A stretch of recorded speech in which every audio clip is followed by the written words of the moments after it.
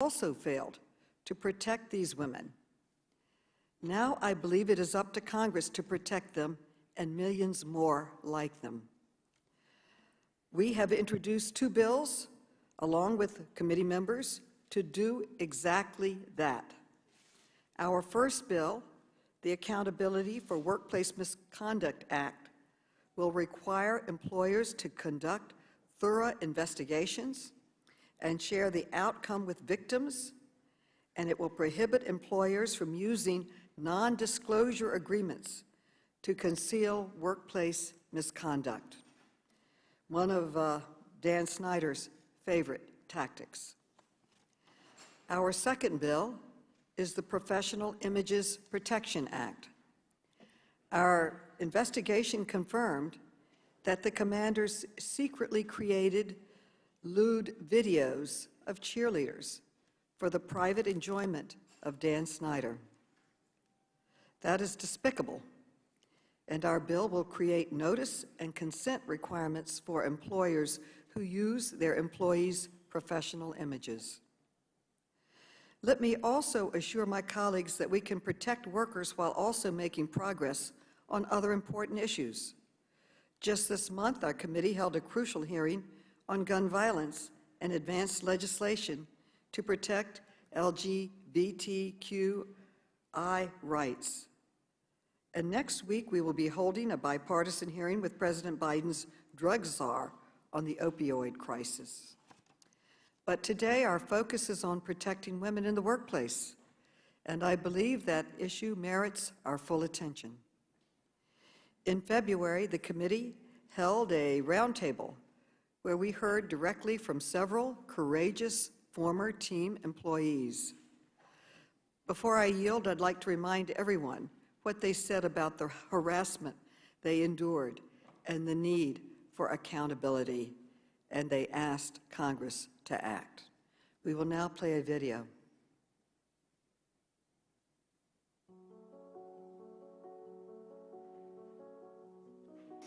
I experienced many work firsts there. First bonus, first promotion, first office potluck, first employee hire, first threat of physical violence by a supervisor, first hostile work environment, first public humiliation, first sexual assault. I learned that placing me strategically by the owner at a work dinner after this networking event was not for me to discuss business, but to allow him, Dan Snyder, to place his hand on my thigh under the table. Those that sit here today, and many others, came forward at great personal risk. We did our part believing that what we were doing would help employees across the country, but to our shock and our disappointment, the NFL did nothing. I stand before you here today, reliving these difficult memories to try to make a change for other women at the team, in the league, the industry, and the workplace. There are just some of the stories that the Washington football team and the NFL have tried so hard to hide. I want to shine a light on the toxic workplace that we endured and to plead with the NFL to release the report from the Wilkinson investigation. This is not just about the Washington football team and its employees. It's about the millions of women in workplaces across the country who endure harassment every day in our everyday lives. Today is when Democrats and Republicans can come together and ensure that what we experienced will not happen anywhere else throughout this country. Today is when we can make a difference and we can show the American people how impactful Congress can be. I now yield to my good friend, the ranking member, Mr. Comer, for his opening statement. Thank you, Madam Chair. A toxic work environment is one in which staff fear meeting or even talking to leadership, where staff is humiliated or worse, demoted, where employees are retaliated against for raising questions about possible ethical breaches. Now, where did this take place?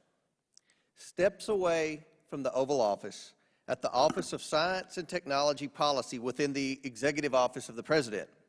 When? It started shortly after President Biden's inauguration in 2021. The very day he was inaugurated, the President said, and I quote, "I'm not joking when I say this. If you ever work with me and I hear you treat another colleague with disrespect, talk down to someone, I will fire you on the spot. No ifs, ands, or buts. Joe Biden said that. It did not take long for those words to ring hollow. The White House counsel's office had documented allegations for a year, but it refused to hold bad actors accountable. For all we know, the problems in the Office of Science and Technology Policy may still be happening.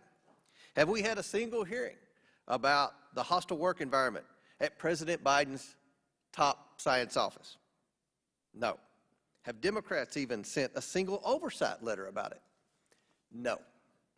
A core responsibility is of this committee to conduct oversight of the executive branch. But this entire Congress, Democrats have turned a blind eye to the Biden administration. Instead, the Oversight Committee is investigating a single private organization for workplace misconduct that took place years ago. Let me be clear. No one should be subjected to a hostile work environment, and bad actors must be held accountable. The workplace misconduct that is the topic of today's hearing has already been subject to investigations, fines, settlements, and very intense media scrutiny. New leadership has been installed and improved workplace policies implemented without congressional involvement. During the Democrats' so-called investigation, this committee has held a roundtable, 2 transcribed interviews, 2 depositions, and now this hearing. Democrats, whose top economic concern is that the NFL is not collecting enough money, even urged the Federal Trade Commission to open an investigation based solely on the testimony of a former employee with an axe to grind. Democrats' playbook is to focus on the past and ignore the present and future. All these taxpayer dollars and staff hours to reinvestigate what has already been investigated. No new punishments have been levied against the commanders due to this investigation because they have already faced consequences for their hostile workplace. No new relief has been granted to any of the aggrieved parties because Congress has no authority to provide relief in any of these instances. No additional workplace improvements have been made due to this investigation because, unlike at the Office of Science and Technology Policy, the workplace overhaul has already begun. I would ask why Congress must tackle the NFL football team's workplace and not a White House office or our own members, but I think we know the answer. Democrats are more committed to politics than our committee's mission. Our committee's mission is government efficiency and effectiveness. Our committee's mission is to protect taxpayer dollars from government fraud, waste, and mismanagement. Our committee's mission is to hold government more accountable. Instead of conducting oversight of the federal government, Democrats investigate the private sector. While our nation struggles under the weight of growing inflation and rising gas prices, Democrats are demanding oil and gas companies decrease production. They did it right here in this committee with the oil CEOs down there. Ro Khanna was the first one to ask each energy CEO, will you pledge to cut production? And now we know where the president's headed in Saudi Arabia right now. The chairwoman even subpoenaed the oil CEOs after they produced thousands of documents. While Americans are suffering from the effects of Biden's border crisis, including fentanyl streaming across the border and killing our teens, Democrats have examined paychecks for soccer stars and held numerous hearings to demonize the oil and gas industry and push their radical Green New Deal climate agenda. While mothers are struggling to find infant formula on store shelves, Democrats held a hearing on pet, flea, and tick collars. It's no surprise that a nonpartisan organization gave the Democrats an F in oversight. This committee is failing the American people. I urge the chairwoman to get back to the core mission of the Oversight Committee and do what the American people elected us to do. Conduct oversight of the federal government and the Biden administration, which is on a path to destroy America. Let's hold hearings and conduct oversight on the crises affecting Americans today. 40-year high inflation, skyrocketing gas prices, out-of-stock baby formula, raging border crisis, surging fentanyl overdoses, and our tanking stock market. The American people expect us to be their voice in Washington. It's past time we start doing what we were sent here to do. And with that, Madam Chair, I yield back. The gentleman yields back. I now recognize the gentleman from Illinois, Mr. Christian Marthy, for an opening statement. Thank you, Madam Chair. I'd like to address why we're here today. We're here because sexual harassment remains a big problem in the workplace. Even as we tackle other challenges in our country, we must end sexual harassment. Each year, millions of fans, including myself, enjoy the NFL. NFL teams, coaches, and players influence public opinion on sensitive topics, too. For boys and young men, that means taking cues as to how they should treat women, and for girls and young women, cues as to how they should be treated. That reality is why it's so important that the NFL holds itself to a, quote, higher standard, as Commissioner Goodell has said, and why the NFL must ensure that those who fail to meet that standard are held accountable. For the Washington Commanders, that reckoning, unfortunately, has not come. By its own admission, the NFL says that, quote, the workplace culture at the Commanders was not only unprofessional, but toxic for far too long. Numerous women have accused team officials, including the current owner, of sexual misconduct. Several years ago, another House Oversight Committee chair opened an inquiry into sexual harassment charges, that time involving USA Gymnastics, explaining that USA Gymnastics set the rules and policies that govern the sport of gymnastics and has a significant responsibility to its sport and athletes. That person was Republican Chair Trey Gowdy. We agree. And similarly, the NFL sets the rules and policies affecting pro football, and it too has a serious responsibility to uphold this sport. As one of America's most visible workplaces, the NFL also sets the tone for how employers handle sexual harassment. Our colleagues on the other side have raised a number of issues worthy of this committee's attention, from gas prices to the opioid crisis. We must continue to address those. But at the same time, we must tackle sexual harassment, not just for the sake of the Commander's former employees, but also for our constituents. Today, we must send a clear message that the conduct that took place in the Commander's organization is never acceptable, not in the NFL and not anywhere. Thank you. I yield back. The gentleman yields back. I now recognize the gentlelady from North Carolina, Representative Fox, for an opening statement. Thank you, Madam Chairman. Madam Chairman, I'd like to echo the ranking member's comments today. This administration is doing all it can to annihilate America. It's like Nero fiddling while the country burns. It's been widely reported that approximately 72% of Americans think the United States is on the wrong track. Chairwoman, with unanimous consent, I'd like to submit this NBC News poll for the record. Are we... So ordered. Thank you. Are we looking into what caused the 40-year high inflation rate? No. Are we examining how the FDA and Biden administration failed to address the baby formula shortage? No. Are we examining how and why teens are purchasing illicit drugs on social media, leading to a record number of overdoses? No. What about the crisis at the southern border? Are we doing anything to address the massive humanitarian and national security catastrophe? No. Instead, this is another day when this committee failed to do what the American people have elected us to do. Last week, we had a hearing on pet collars. Today, a hearing over a single NFL team about workplace conduct that occurred years ago. As the ranking member mentioned in his opening remarks, no one should be subjected to a hostile work environment. Bad actors must be held accountable. This hearing is just another example of Democrats failing to conduct meaningful oversight of the Biden administration and the ongoing catastrophes fueled by President Biden's incompetent policies.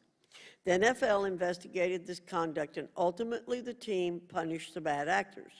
The NFL is currently investigating additional claims made. As we sit here today, many American families are wondering how they'll find formula for their babies or formula-dependent children.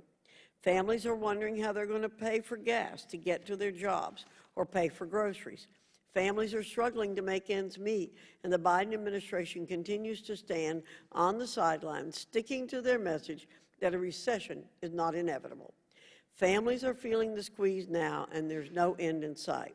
Children are suffering from extreme learning loss because Democrats bowed to the teachers' unions and kept schools closed for 18 months in some deep blue areas of this country. The issues of the Washington Commanders and the NFL are the last thing on Americans' minds. What is this committee doing to help families working to fix their wounded children and put food on the table? Nothing.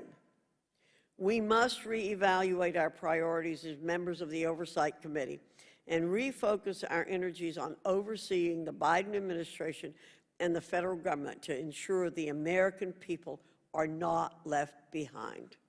Thank you. I yield back. The gentlelady yields back. Now we will introduce our witness. We will hear from Roger Goodell, the Commissioner of the National Football League. The witness will be unmuted so we can swear him in. Please raise your right hand. Do you swear to affirm that the testimony you're about to give is the truth, the whole truth, and nothing but the truth, so help you God? I do. Let the record show that the witness answered in the affirmative. Thank you. Without objection, your written statements will be made part of the record. With that, Mr. Goodell, you are now recognized for your testimony. Thank you. Good morning, Chairwoman Maloney, Ranking Member Comer, and members of the committee. I am Roger Goodell, Commissioner of the National Football League, and I'm here today to discuss the NFL's efforts to promote safe and respectful workplaces, including at the Washington Commanders.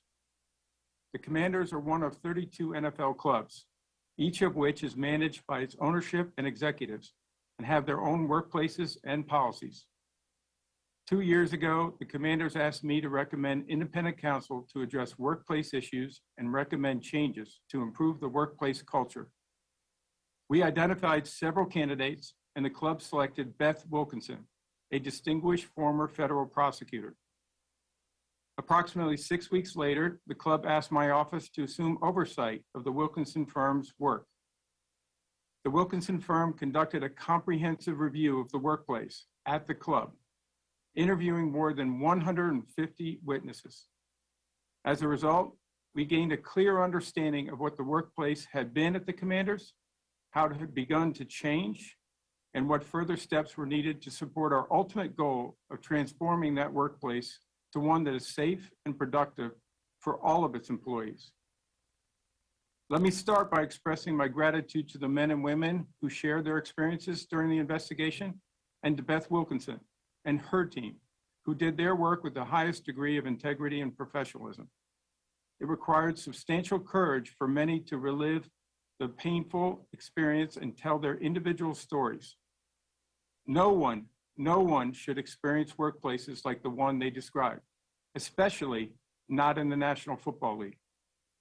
I can say to every victim unequivocally that their willingness to come forward has contributed to a substantially improved workplace. It is clear to me that the workplace in Washington was unprofessional and unacceptable in numerous respects. Bullying, widespread disrespect toward colleagues, use of demeaning language, public embarrassment, and harassment. Moreover, for a prolonged period of time, the Commanders had a woefully deficient HR function, particularly with respect to reporting practices and record keeping. As a result, we imposed unprecedented discipline on the club, monetary penalties of well over $10 million, and requirements that the club implement a series of recommendations and allow an outside firm to conduct regular reviews of their workplace. In addition, for the past year, Dan Snyder has not attended league or committee meetings, and to the best of my knowledge has not been involved in day-to-day operations at the Commanders. The cheerleader program has been entirely revamped and is now a co-ed dance team under new leadership. And the most recent independent workplace report, which we have shared with the committee, confirms that an entirely new, highly skilled, and diverse management team is in place, and that there has been, quote, substantial transformation of the team's culture, leadership, and human resources practices, end quote. To be clear, the workplace at the Commanders today bears no resemblance to the workplace that has been described to this committee.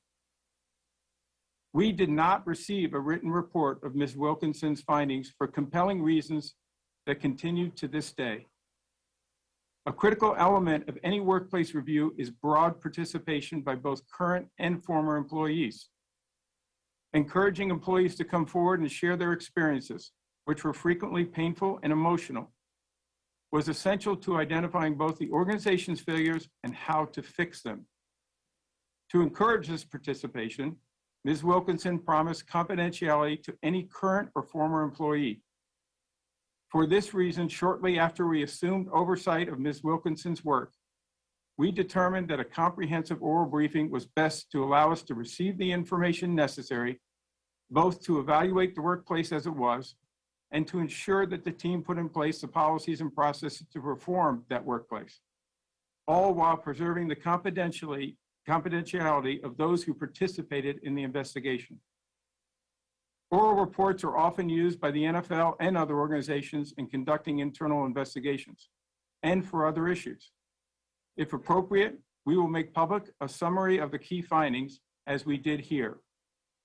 We have been open and direct about the fact that the workplace culture at the Commanders was not only unprofessional, but toxic for far too long.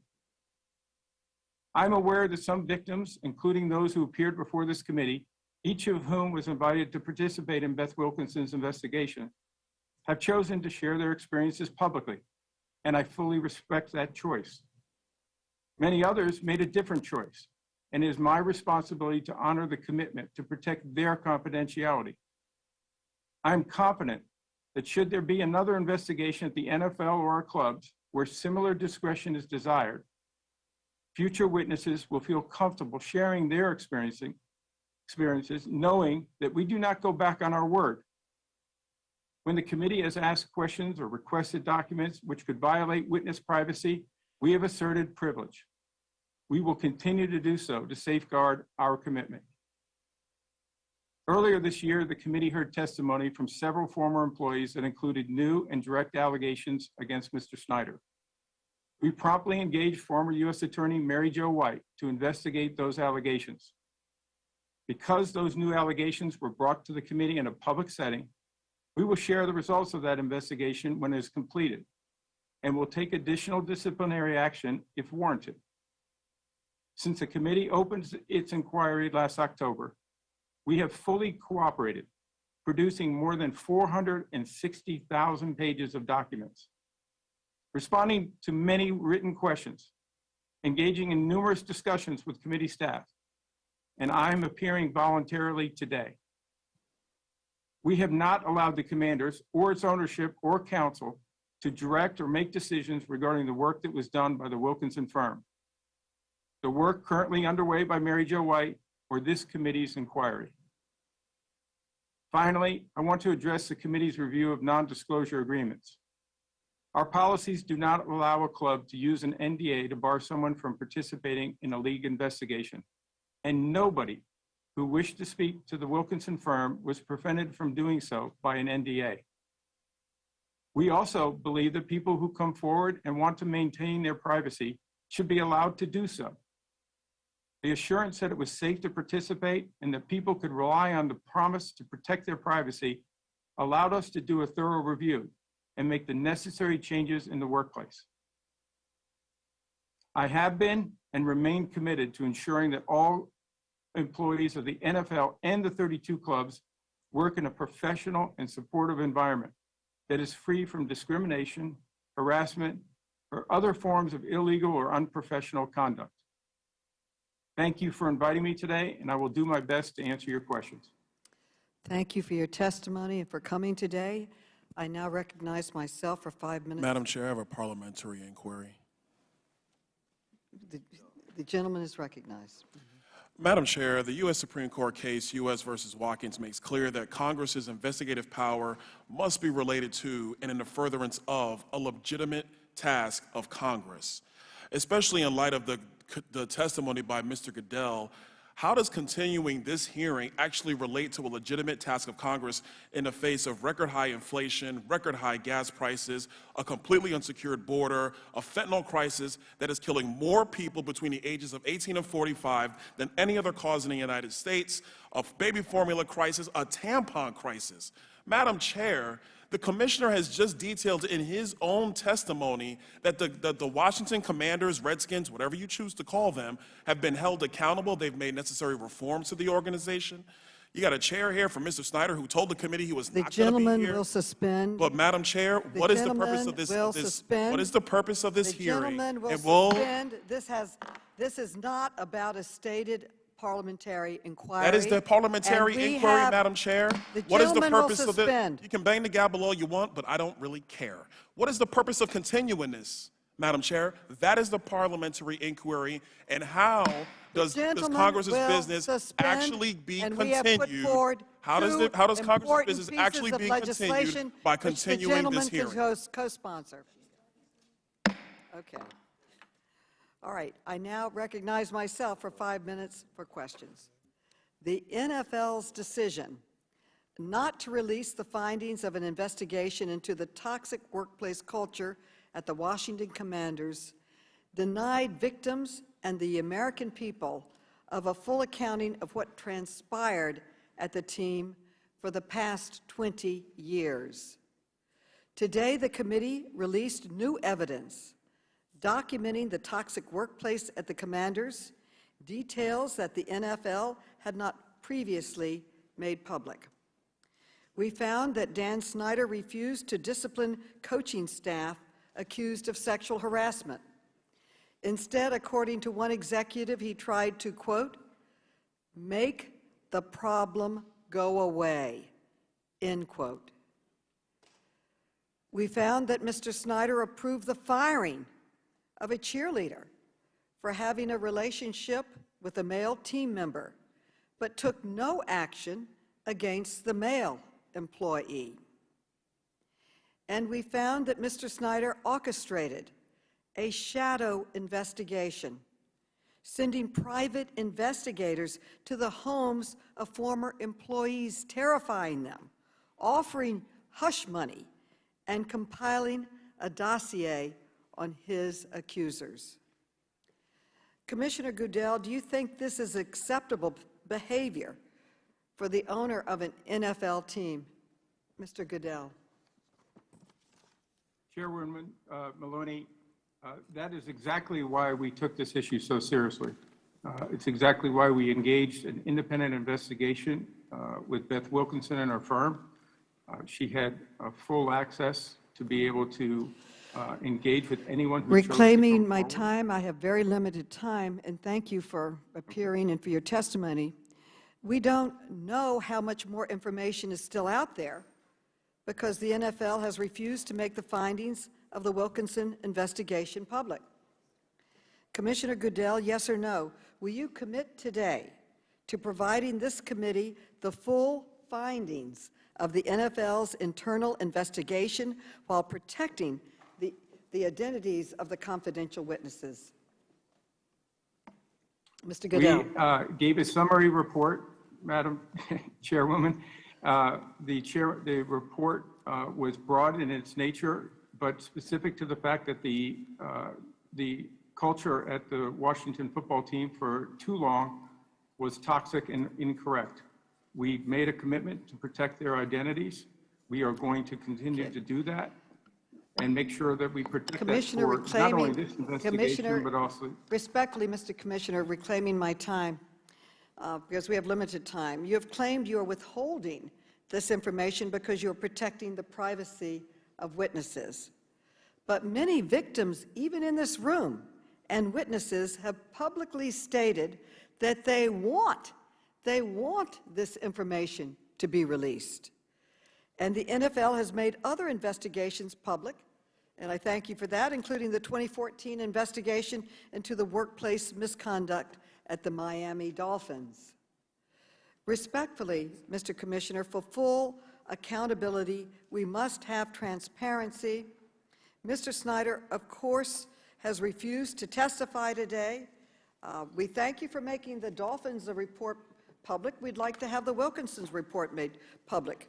And I'm asking you, what specific steps will the NFL take to hold Mr. Snyder accountable for refusing to testify before Congress? Madam Chairwoman, I do not have any responsibility for whether he appears before Congress. That is not my choice. That is his choice. Let me stop you right here. Mr. Snyder has not been held accountable. His refusal to testify sends a clear message that he is more concerned about protecting himself than coming clean with the American people.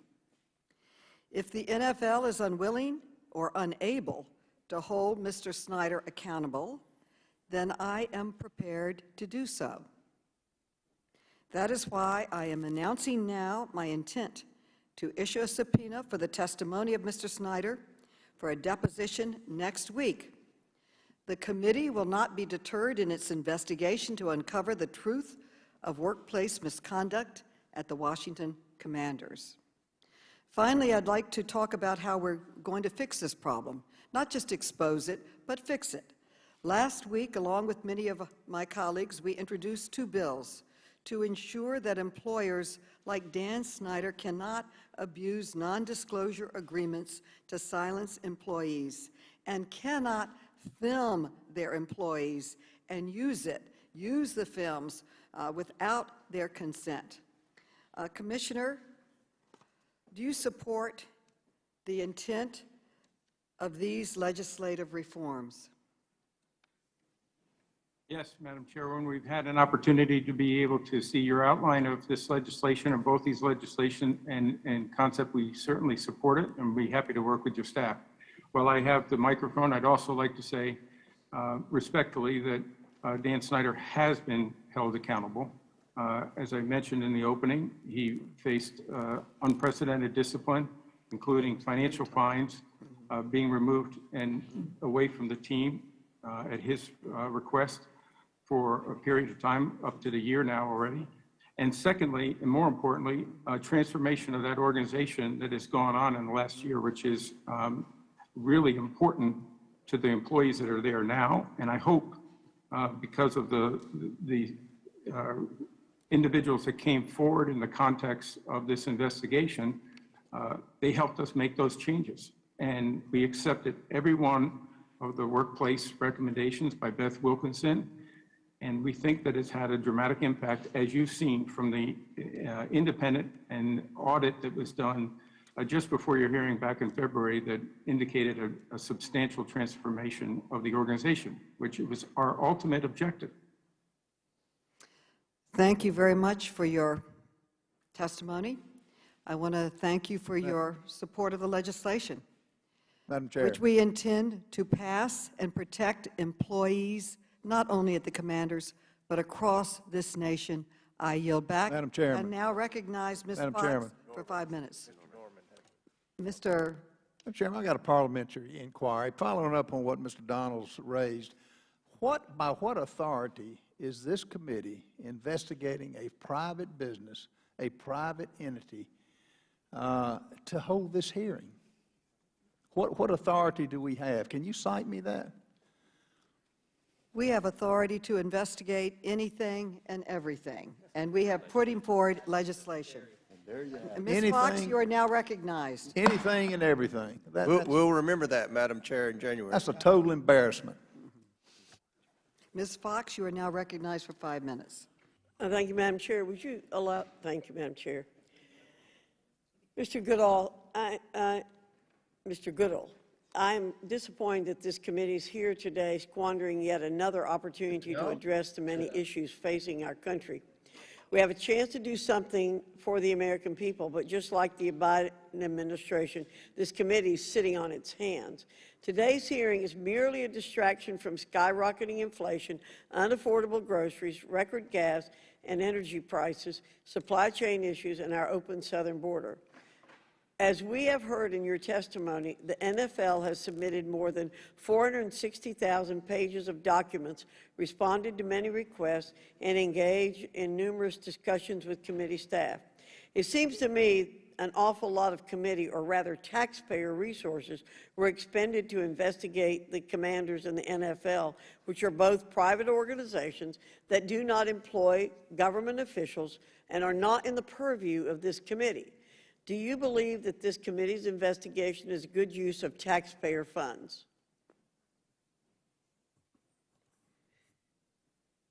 that a question for me, Yes, sir. Congresswoman? That is not a determination that I should be making. Listen, I understand the importance of your responsibilities. I can't be the one who would tell you what you need to be focused on, but we believe and we understand our responsibility in the NFL in today's society. We understand that. We do hold ourselves accountable. We hold ourselves to a high standard. We believe that we've addressed this issue responsibly, fairly, by protecting not only the people who came forward to help us address this, but also making sure that we saw that transformation in the Washington Commanders organization, which is really a significant transformation. Well, to follow up on what my colleagues are saying, this committee has no jurisdiction over private entities. Our jurisdiction is on government entities. So I want to reiterate, I think, what you said. You have no doubts about the independence of the Wilkinson investigation or its findings, correct? I do not. Do you believe that somehow a congressional investigation would reach a different or, quote, better conclusion than the independent investigations conducted on behalf of the NFL? I have tremendous regard for Beth Wilkinson and her team. They were thorough, they were comprehensive. We made sure that NDAs did not block access to any of the people. It was their choice of which to participate, but we had over 150 people who came forward. We believe we understand what the environment was at the Washington Commanders for far too long, and it was unacceptable, unprofessional, and we dealt with that. And I think we've now seen a dramatic turnaround in a very short period of time, and I think that'll be important for all of us. Well, I think the allegations against the Commanders were disturbing and appreciate you've taken them seriously in your role as commissioner. You've also worked hard to promote inclusivity, specifically around women in the game of football, from fans to coaches to referees to executives. Can you tell me more about why that's important and what the NFL is doing in this space, and particularly talk about the importance of having women in day-to-day leadership roles such as Tanya Snyder's? Well, Congresswoman, we think diversity is an important element to our success. It's fundamental to what we do. We believe that having the best people, diverse people, including women and people of color, the people that can contribute to the NFL to make us better, that's a foundational issue for us. And so we have many programs to try to create that. It's an ongoing effort. It will always be. We will never reach the goal line, as we say in football, but we do believe that we have made significant progress, but we're committed to making more progress. And I think the work that's being done here has made the NFL better, but I also think hopefully it's been a shining light for others to see that we have taken on our issues and made really significant improvement that people can see. I thank you for being here today and for testifying voluntarily. I yield back, Madam Chair. The gentle lady yields back, and before I recognize the gentlewoman from the District of Columbia, Ms. Norton, I would like to clarify what I said before. This committee has the authority to investigate conduct within Congress's legislative jurisdiction, and that includes protecting women in the workplace. And this committee and my colleagues and I have already introduced 2 bills to address the problems that we saw in our investigation, and I'll be glad to share them with anyone on the committee. So, Madam Chair, just a question? I would, do you have a point of order? No, I just clarification. No, okay, clarification? So when you said you had the authority to investigate anything and everything, you didn't really mean that? Well, I just clarified what I said. No, I meant a simple question. You didn't mean it when you said anything and everything. Reclaiming my time. Some of my colleagues across the aisle have suggested that our investigation into workplace misconduct at the NFL is a waste of time. I strongly disagree. The issue of sexual harassment is one of the most prominent and respected workplaces in this country, and a cover-up on behalf of a powerful owner should matter to all of us. It is even more surprising, given that this committee has investigated sexual harassment and assault in sports, including when Republicans were in the majority. In 2018, under the leadership of then Republican Chairman Trey Gowdy, the committee launched a bipartisan investigation into USA Gymnastics' handling of allegations against Larry Nassar. In a letter to the president of the USA Gymnastics, signed by Chairman Gowdy, then Ranking Member Mrs. Fox, Member Cummings, also Mrs. Fox, and myself, the committee wrote, and I quote, "Sexual assault should not be tolerated, but when it does occur, it is imperative that swift and immediate action be taken to stop the abuse, prevent it from occurring, and address its effects," end quote.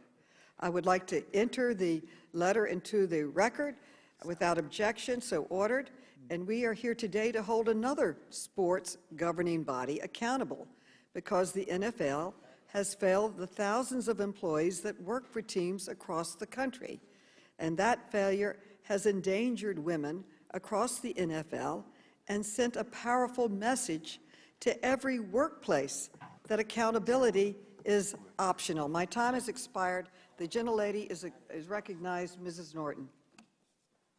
And I place the letter in the record. Thank you, Madam Chair. Mr. Goodell, in 2014, the NFL revised its personnel conduct policy. So I want to discuss a passage of that. It said ownership and club or league management have traditionally been held to a higher standard and will be subject to more significant discipline when violations of the personal conduct policy occur. Mr. Goodell, can you briefly explain why the league holds owners to a higher standard of conduct? Because they're ultimately accountable for what happens in their organization. They set the standard, and all of us in the NFL hold ourselves accountable to that. Well said, sir. I completely agree with that. But Dan Snyder appears, with respect to Dan Snyder, it appears that did not happen. Before taking over the investigation, you admitted the NFL was monitoring the internal investigation, but as the committee investigation, our committee's investigation confirmed, in July 2020, allegations of potential misconduct by Mr. Snyder were known by the investigators in the matter you were monitoring. Mr. Goodell, did the NFL know about the 2009 allegations of sexual misconduct against Mr. Snyder before it took over the investigation, yes or no? We did know about the 2009 allegations by July of 2000, excuse me. And we made sure that our independent investigator was aware of those allegations, and she was not blocked by NDAs. She had the ability to speak to anybody who was willing to come forward. It was their choice. She did speak to Mr. Snyder twice. So we were aware of that issue in that summer. So the NFL was monitoring the so-called independent investigation, yet it allowed Mr. Snyder to oversee the investigation of the team and his own conduct for at least 6 weeks before stepping in. Isn't that correct? I'm sorry, Congresswoman, I'm not sure I followed your questioning there. That the NFL was monitoring the supposed independent investigation. Yet, though you were doing that, the NFL allowed Mr. Snyder to oversee the investigation of the team and his own conduct for at least 6 weeks before stepping in. Isn't that correct? Congresswoman, I think I would try to clarify that, and I said it in my opening statement, is that we were asked to give recommendations for council to be able to look into the workplace issues. We gave them several candidates. They select Beth Wilkinson, which is an excellent choice. They began that investigation, and within several weeks, it was no more than 6 weeks, in my recollection, they asked to have that investigation turned over to the league. We accepted to do that, but we said there would be no further investigations by the Washington football team at that point. We would take over this investigation, and we did with an independent, and she went ahead and she made her decisions on how to conduct this investigation independently. And that's what we expected from her, and she did an outstanding job on that. I'm glad you did that after that 6-week period.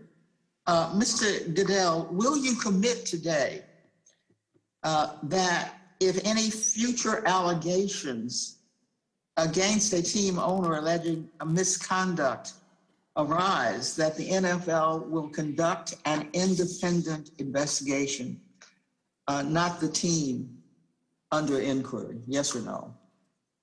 As part of the personal conduct policy, if there was an allegation that triggered that, the league would take over that investigation. Thank you for that, for making that point clear. I yield back, Madam Chair.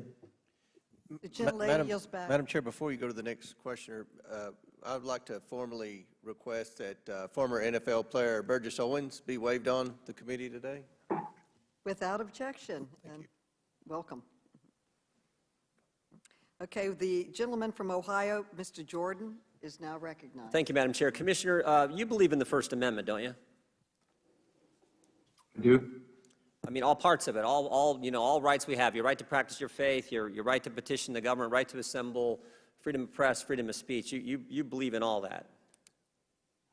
Yes, Congressman. Why do you ban Dave Portnoy from NFL games? Pardon me, I couldn't hear your question. Why do you ban Dave Portnoy from NFL games?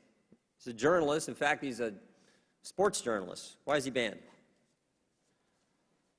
Congressman, I'm not familiar with that issue. I'm happy to check with my staff, but I'm not aware of that.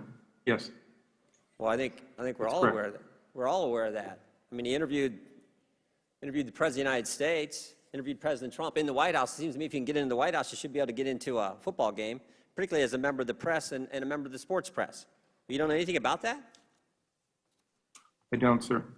Do you agree with the Washington Redskins' decision to fine Jack Del Rio $100,000? That was the decision that was made by Coach Rivera.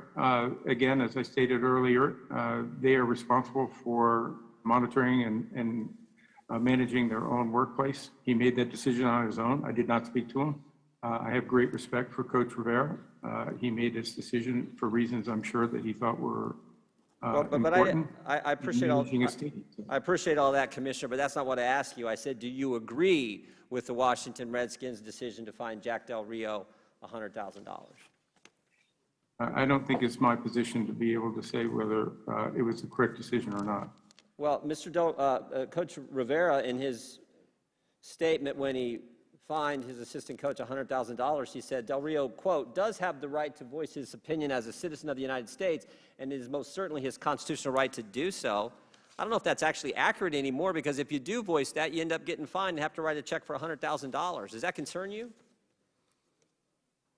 I, again, have great respect for Coach Rivera. I presume that he had reasons for doing what he did, and I'm sure he took a lot of factors into consideration there. Last year at the start of the season, I'm looking at the New York Times article, a piece from September 5th, 2021. Last year, start of the NFL season, you made this statement. You said, we, the National Football League, encourage all to speak out and peacefully protest. Did you really mean that when you said that, Mr. Goodell? Yes, I think people are always responsible for what they say and what they do, but yes. And when you said you encourage all to speak out, you meant all, not just some. That's correct, Congressman, but you're responsible for what you say. There are consequences for what you do and say in life. Yeah. So it seems to me, I mean, this is the concern I have. It seems to me the NFL encourages all to speak out unless you're Dave Portnoy and not allowed to a game, unless you're Jack Del Rio, you get fined. That is, I think, the concern not only I have, but a lot of your fans across this country have this standard. Does that concern you at all? It always concerns me what our fans think and how they react, but we try to make sure that we're responsible in all our comments. Yeah, let me just read the tweet from Mr. Del Rio. It said, would love to understand the whole story about why the summer of riots, looting, burning, and the destruction of personal property is never discussed, but January 6th is. What part of that statement, what part of that tweet warranted a $100,000 fine? Again, Congressman, I didn't issue the fine. I wasn't part of the decision-making process. Coach Rivera obviously had reasons which he believed were substantial to do that.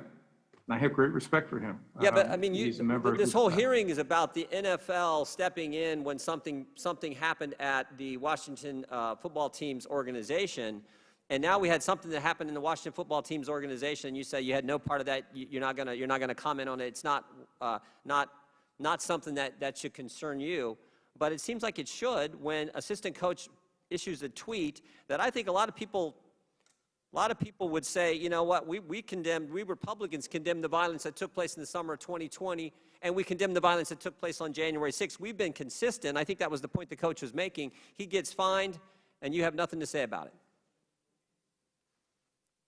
I am not going to interfere with the workplace decisions that a club makes on a matter like that. That is not something that rises to the occasion, such as the subject that we're talking about today, when you have a workplace that is obviously toxic and unacceptable and unprofessional. And no one supports that, but we do support the First Amendment. And I understand this is a private organization, but the chilling impact when speech is curtailed like this and you get fined for a tweet that you put out, I think that is a concern to all of us. That's why I raise it in the committee hearing today. Madam Chair, I yield back. The gentleman's time has expired. He yields back. The gentleman from Virginia, Mr. Conley, is recognized for 5 minutes.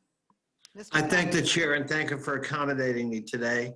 I will just begin by saying there's a lot of chutzpah coming from the other side of the aisle.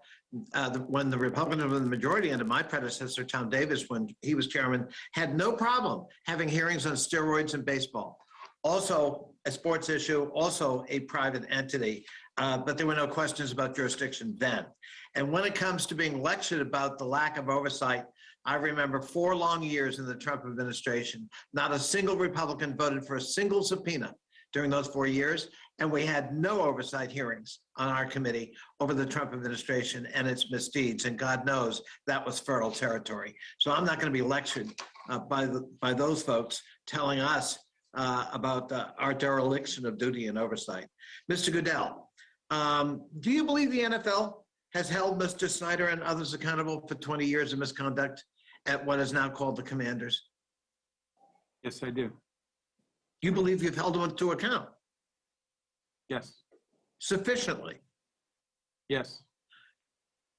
Most importantly, Congressman, I think we were able to, in addition to the accountability, be able to effectuate change in the organization that, as I mentioned before, is a substantial transformation. Let's talk about that substantial transformation. Instead of releasing the Wilkinson report, you issued a 4-page press release. And inter alia, you said in that 4-page press release, ownership and senior management actually paid little or no attention to these issues documented in the Wilkinson report. Is that correct? I don't have the release in front of me, but. Well, all right. But the committee's investigation has shown that's actually not true.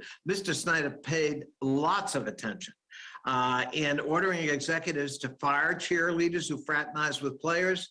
He told other executives to keep cheerleaders, quote, skinny with big, and here he used a pejorative word to describe a part of the female anatomy. Or he said he'd kill them. He intervened in HR decision after HR decision personally, deciding never to punish the favorite coach who groped lower level employees, but punished the women in those cases, not the men, in a very consistent pattern.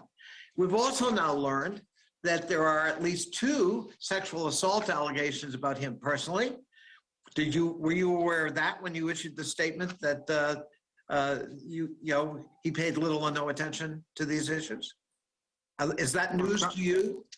As Congressman, as I stated, I think earlier, the latest allegation was from your roundtable this February. So I was not aware of that until that time. So does that change your mind now that you're aware of it? That's why we appointed Mary Jo White to look into it, to determine whether the allegation and what the facts are behind the allegation. We'll release that report when it's completed, because she brought that up in a public setting. So you're committing now to release that report? Yes, I am, because she brought it up in a public setting, Congressman. I stated that in my opening. So is that the distinction you're making between the Wilkinson report and the White report? One was brought up in a public setting and the other was not? Yes. I don't get it because virtually all of the beginning of as I said in my opening, I also made the distinction. It's a very important distinction, is that to get people to participate, Congressman, we promised them confidentiality and privacy. And an important thing for us is to be able to stand behind that, not just for this case with the Washington Commanders, Commissioner, but for any future cases, because I've got 1 minute. need to have Commissioner, respect. I understand that, but you're acting as if the victims have not subsequently, in fact, called for the public release of the report. Virtually every victim we've met with in our roundtable, in private meetings we've had, I've got a lot of constituents who are victims of this culture. All of them have called for the release of the report. They've even created T-shirts saying release the report. So your concern about privacy, while commendable, seems to have been overtaken by the need for the public to understand what happened and to determine on its own, based on that report, whether that culture, unlike what you assert, is continuing. But Congressman, I would disagree with you respectfully on many occasions. There are obviously people who have come out. I mentioned again that in my opening statement. You have had witnesses that came forward, and I respect them for that choice. But there are also others that made a choice not to come forward, not to disclose their identities, and to request that their identities be kept private. We think that's fundamental in the concept of trying to make sure, to the committee's point here, none of us want sexual harassment or bad workplaces. We think it's fundamental to have a workplace that people can come forward and tell of incidents, and they can be followed up. We also have Madam Chair, his time's expired. The gentleman's time has expired. Thank you for your questions. Thank you very much. The gentleman from Florida, Mr. Donalds. Madam Chair, can I just make a point? Last time I checked, you're the chair of the committee. It's up to you to decide when my time is up, not Mr. Comer. Thank you. Your time is up. The gentleman from Florida, Mr. Donalds, is recognized for 5 minutes. Thank you, Madam Chair. Look, I think it's important in this hearing to clarify a couple of things. Was the workplace environment at the Washington Redskins/Commanders abhorrent? The commissioner has testified yes. In the previous roundtable, everybody agreed to that. Has the organization been held accountable through financial fines, the distancing of Mr. Snyder from the team for an extended period of time, and with transformation of team culture? The answer to all those is yes, as testified by the commissioner of the National Football League. It has been brought up in this hearing that yes, 4 years ago when Mr. Gowdy was chair of this committee, that we did investigate sexual harassment associated with USA Gymnastics. But it's important to understand the context of those hearings. The disgusting actions of Dr. Nasser were actually coming to light at the same time as Congress was holding those hearings, at the same time as we were going, as that was moving through the criminal procedures. So let's understand what we're talking about here. The workplace environments of the Washington Redskins at that period of time was abhorrent. Everybody in this hearing agrees with that. But have they been held accountable? According to the commissioner, yes, they have been held accountable, which goes back to the point that Republicans on this committee are actually saying, if you want to bring legislation about this, that's fine, that's one thing. But if you want to sit a chair in the middle of this hearing room with Mr. Snyder's name on it, knowing full well that Mr. Snyder told the committee he was not going to be able to attend. Well, that takes on the elements of a show hearing. And if Congress is going to go through the pathway of conducting show hearings where members of Congress want to take their pound of flesh from American citizens, regardless of their stature, what you're going to get is American citizens actually having less respect for the committees of Congress. We have so many issues facing us in the United States right now. Gas prices are through the roof. I was just at the border for the 4th time last week. I've had 4 trips to the border. The President of the United States has never been. Meanwhile, fentanyl is coming into every community in the United States. It is killing people in our country between the ages of 18 and 45. It is the #1 cause of death. This committee has said nothing about fentanyl to this point. Not one word. We've not done it here. So I think if you're going to examine why Republican members are frustrated with this hearing, it is not about the conduct of the Washington Redskins. It's not about that conduct, because we found that conduct to be distasteful. But you have to also look at the facts that the National Football League, which is the entity responsible for the Washington Redskins, they've gone through that investigations. They've actually held the team accountable. So what are we doing now? Are we actually going to ignore the real-life economic issues that are harming every American in the United States, whether you happen to be male or female, whether you happen to be rich or poor, whether you happen to be black or white, or are we going to continue to do these show hearings? Yes, while America struggles in the reality of Joe Biden's disastrous economic policies today in the United States. That is the ire, that is that is why members of Congress on the Republican side of the aisle are so confounded as to why we've hauled in the commissioner from the NFL. Look, I'm gonna be fully transparent with y'all. I ain't really got no love for the NFL, okay?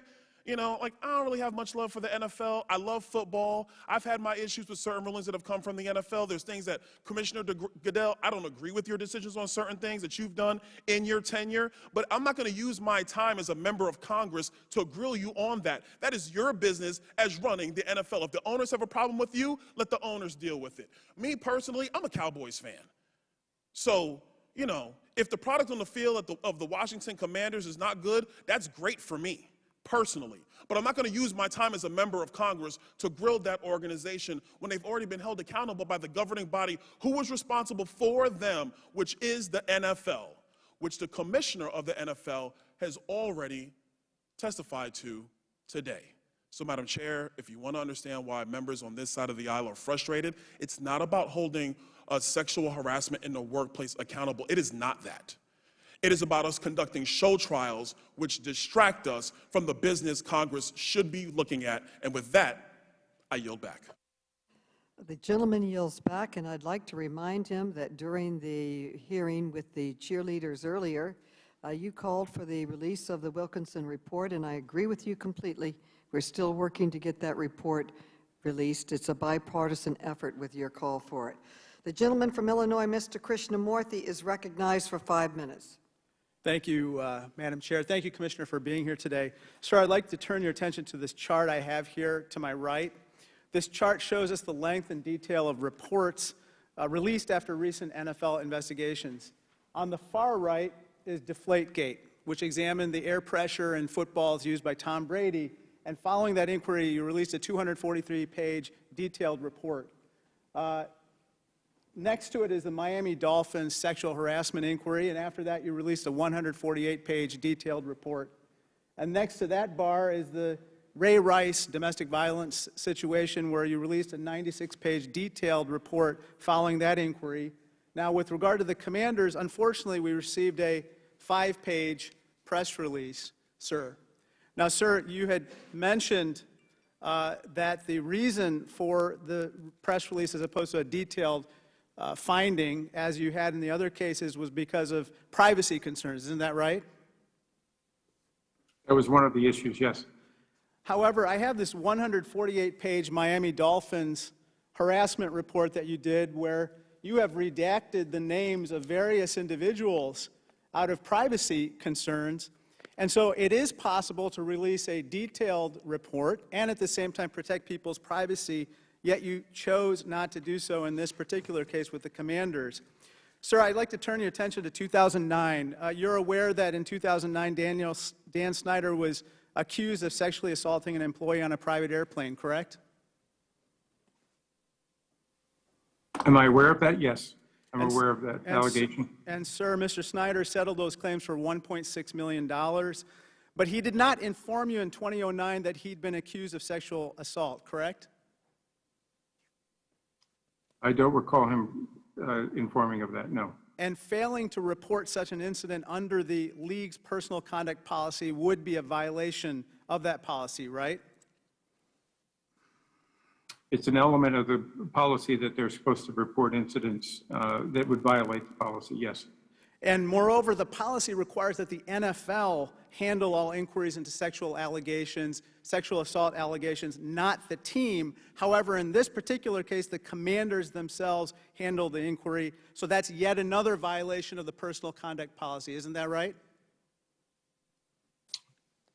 Well, Mr. Chairman, this is something that our personal conduct policy has gone through changes over the last, I would say, last 15 years, significant changes to take care and address issues that we see need clarifications.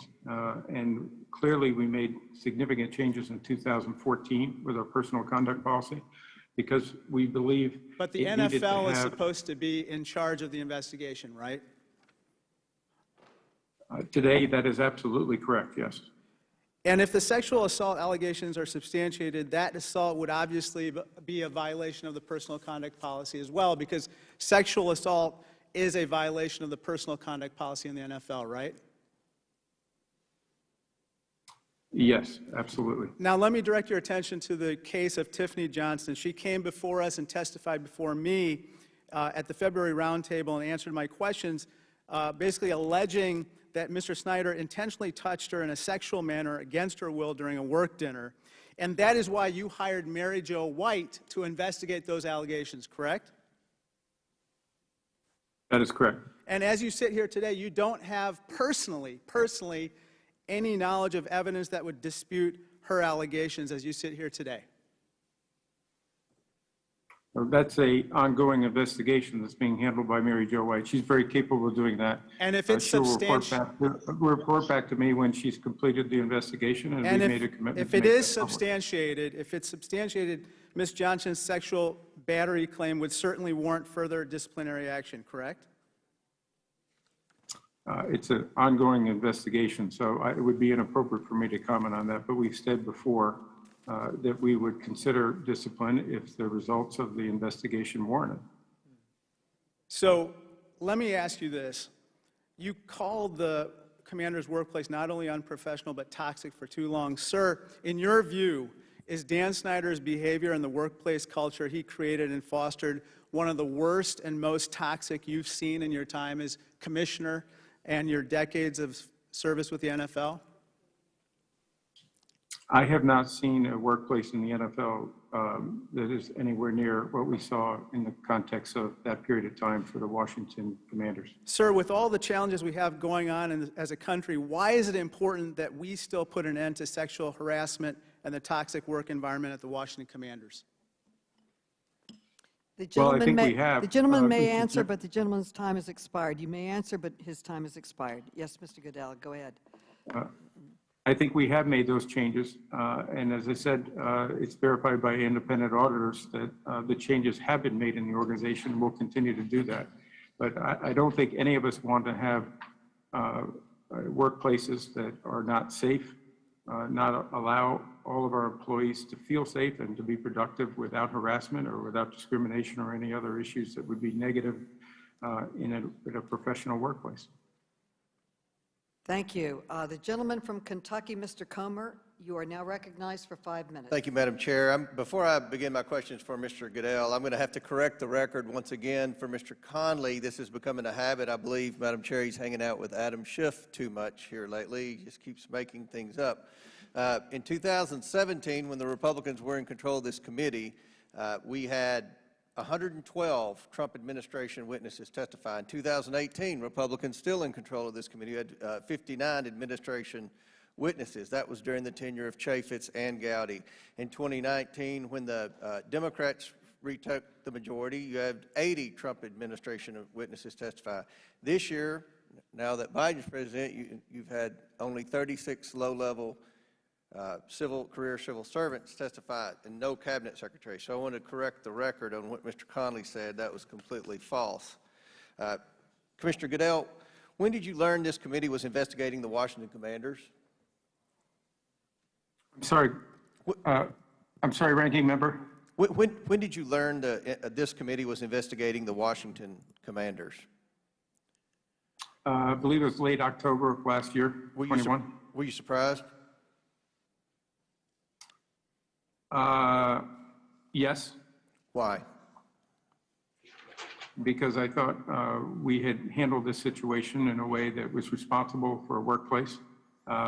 We had, as I said, implemented unprecedented discipline. Right. We had made the changes to to transform the workplace. Let me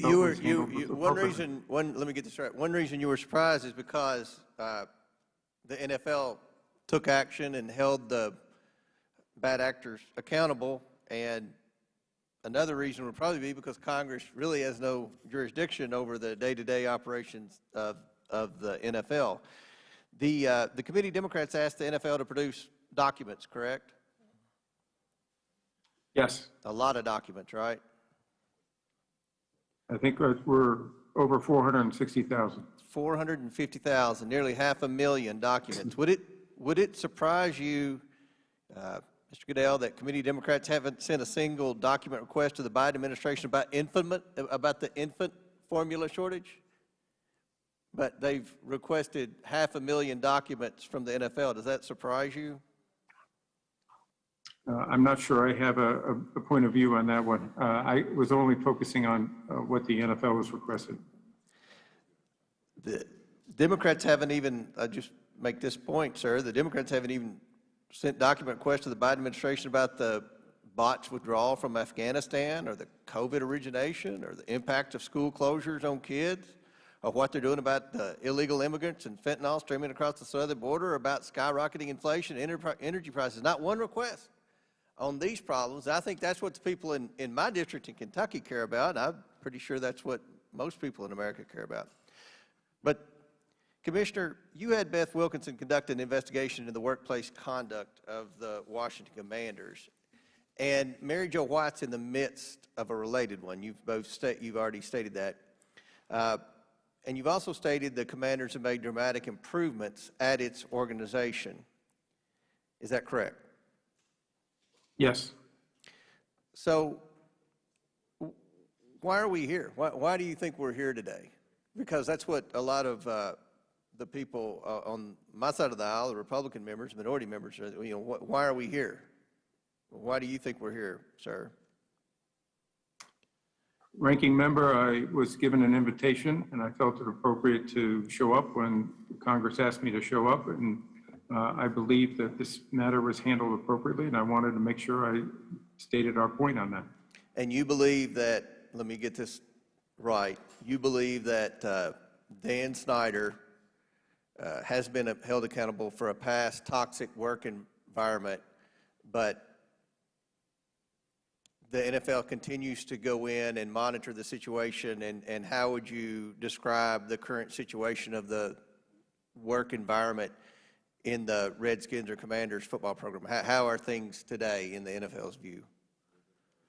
Well, Ranking Member, it's not just the NFL going in. More importantly, it's an independent organization, Vestry Light, that is auditing, goes in and is meeting with employees, going through processes, checking with HR.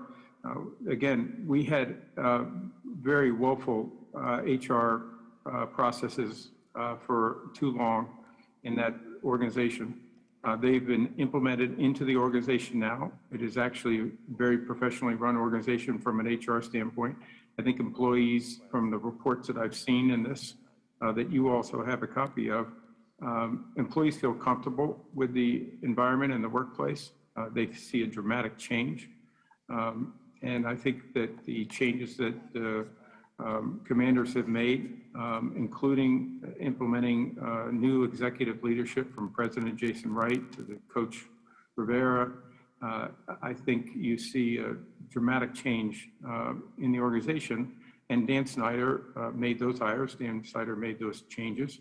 But I also believe that Beth Wilkerson's recommendations to the workplace, the 10 recommendations she made, were very important to implement. And that's why we have ongoing oversight to that to make sure that that continues, which I think is the most important objective when we began this, is not just the accountability, but really to make sure that we change the direction of this workplace and make sure that it was safe for our employees.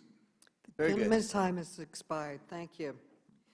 The gentleman from Maryland, Mr. Raskin, is recognized for 5 minutes. Thank you, Madam Chair.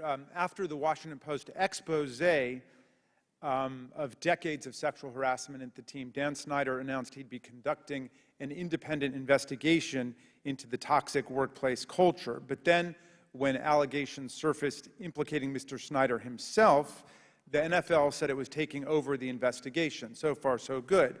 But then, in September of 2020, Mr. Goodell, you entered into a secret common interest agreement with Dan Snyder's team to share information about the investigation, which included an investigation into his own conduct.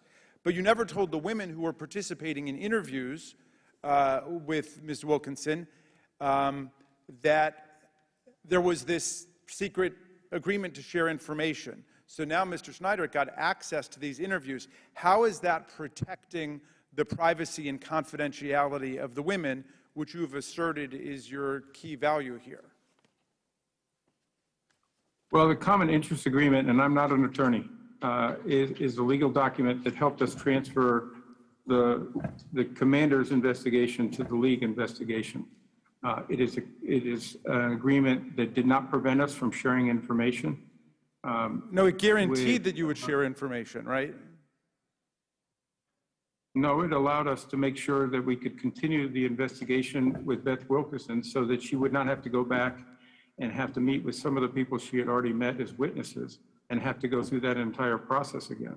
Okay, But let me nothing in that common interest agreement. And by the way, I'll just point out too that common interest agreement was entered into just a couple of weeks after we took over the investigation, when it was clear, before it was clear that this committee was even focused on this issue. Well, right, this committee has nothing to do with it. The point is that Mr. Snyder had access to all of the interviews of the women whose confidentiality interests you're now purporting to assert. I'm puzzled by this too. Why would you pay hundreds of thousands or millions of dollars to investigate sexual harassment in a toxic workplace environment, but then publish no written report about it? You had a 243-page written report on Deflategate, as my colleague from Illinois pointed out, and you had another published report about sexual harassment with the Miami Dolphins where the names were redacted, where people felt there was a confidentiality problem. Why wasn't redaction sufficient to protect the anonymity of the women who were involved in the case of the Washington team? Congressman, if I may, I just want to, I think, clarify something.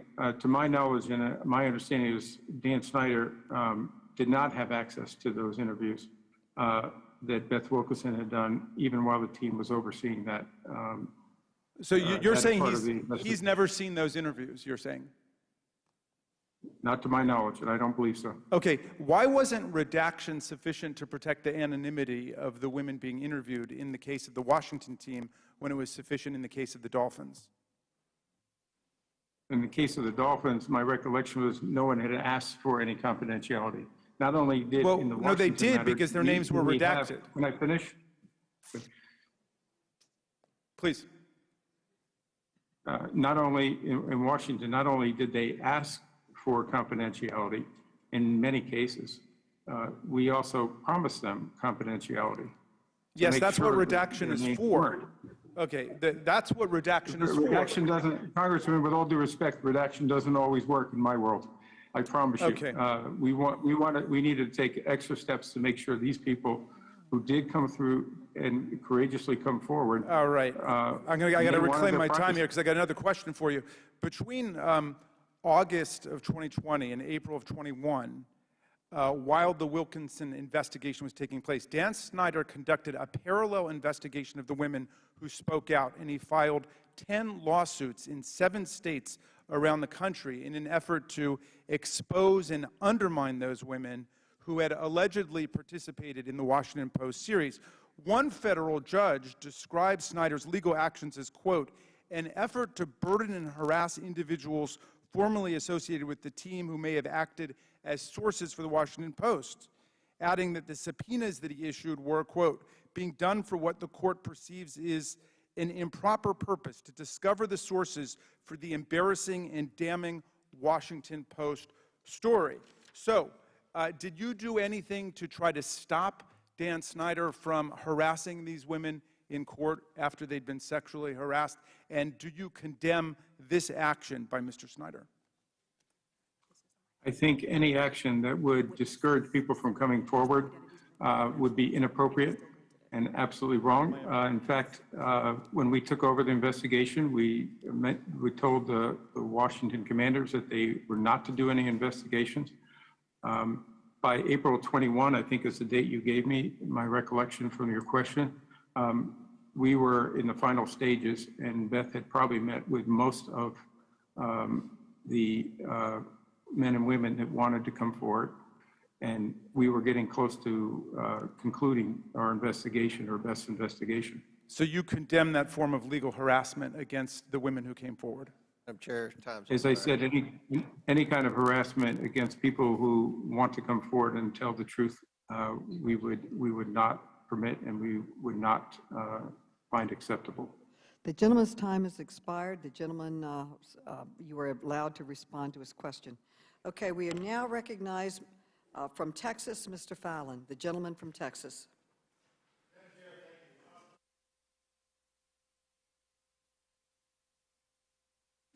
Commissioner, thank you. I want to be frank with you. I'm angry and I'm concerned. Last week marked the 50th anniversary of Watergate, which was a scandal that led to a series of felony convictions and the first resignation of a United States president. And it tore at the very fabric of American society. And a scant 7.5 years ago, another scandal rocked our nation, threatening the very core and foundation of our republic. That being, of course, Deflategate, where in an AFC championship game, the NFL footballs, the pigskins, the rock, the pill, the hand egg, the melon, and the leather was mysteriously underinflated by 2 PSI, pounds per square inch. This led to a multifaceted investigation, months long, thousands of dollars spent, where the GOAT, Mr. California Cool, the real Slim Brady, the master of the tuck, the Lord of the Rings, Tom Terrific, Tom Brady was suspended by the league. Mr. Commissioner, I'm sure you're aware that many in New England worship Thomas Edward Patrick Brady Jr. as a demigod of sorts. And being a New England native myself, I don't blame him one bit. So my point here, sir, is that this country simply can't afford another scandal, particularly a preventable one. So I'm surprised that in reviewing the league rules to prepare for this hearing, this critical hearing, we uncovered that the NFL requires footballs today to be inflated to a gauge pressure of between 12.5 and 13.5 PSI. And the rules don't state and specify the temperature at which these measurements are to be made. And the pressure temperature law states that there is a positive correlation between the temperature and the pressure of a gas when there's a fixed volume and mass. So how can we, Commissioner, guarantee the consistency of the PSI levels of footballs moving forward? Well, Congressman, it's been quite a while since I focused on this issue, but I'll tell you, our procedures now are that our game officials make that check prior to the game. And so they are the ones that do that individually, and then the balls are under protected order from that point on. They are not allowed to be tampered with from that point on. So I think hopefully we found that consistency and make sure that the rules apply to everyone and that they're applied equally. And Commissioner, are you currently in New York City? Yes, I am. All right, so you're at sea level, and we're here in Washington, D.C. at sea level. So, sir, what do we do in Denver at Mile High Stadium with 5,280 feet high above sea level? And how do we account for the variances that could and do occur when there's differing atmospheric pressures vis-a-vis the PSI in your balls? Well, Congressman, it's one of the reasons why, and several of your colleagues have mentioned, that we had a lengthy report following Deflategate. And the reason why is because we had several studies that went 50 pages or more talking about these exact issues. I can't recite exactly what they were at this point in time, but they considered altitude, they considered temperature, they considered all those issues in the variance. That's why that report was so lengthy. It's because we wanted to put those procedures out, as well as the research that went into that. Well, Mr. Commissioner, I'd like to offer my sincere apologies because this hearing, as I said earlier, I'm angry and upset because this hearing is a sham, and it's a farce, and it's a clown show, and it's a terrible waste of your time as the CEO of a multi-billion-dollar privately held enterprise. It's a waste of this committee's time, and worst of all, it's a waste of the American taxpayers' time. We're here suffering inflation at a 41-year high, 8.6%, gasoline at $5 a gallon, highest than it's ever been in our history. We have a southern border wide open, more porous than in 250 years, and the drug cartels are making record profits, and this unchecked narcotics trafficking has fueled an opioid crisis, which is directly responsible for the deaths of 100,000 Americans. And earlier, that's why I mentioned I was angry and I'm upset. And we're here harassing the NFL, and I might add, engaging in a partisan, bizarre witch hunt of an NFL team and trespassing without just cause into the internal affairs of a privately held entity when we face these other crises on multiple fronts. Quite frankly, it's disgusting, it's a disgrace, and Madam Chair, we can and must do better. I yield back. Thank you, Mr. Fallon. And we're going to have the ONDCP director next Monday, so you can direct those questions about the drug trade to him. We are going to now call on Mr. Khanna for his 5 minutes of questions. Thank you, Mr. Chairman. Thank you also to you, Representative Krishnamurthy, Chairman Krishnamurthy, for your leadership on these issues. I know you've been advocating and leading on these issues for a number of years, just to have basic equality in all our workplaces.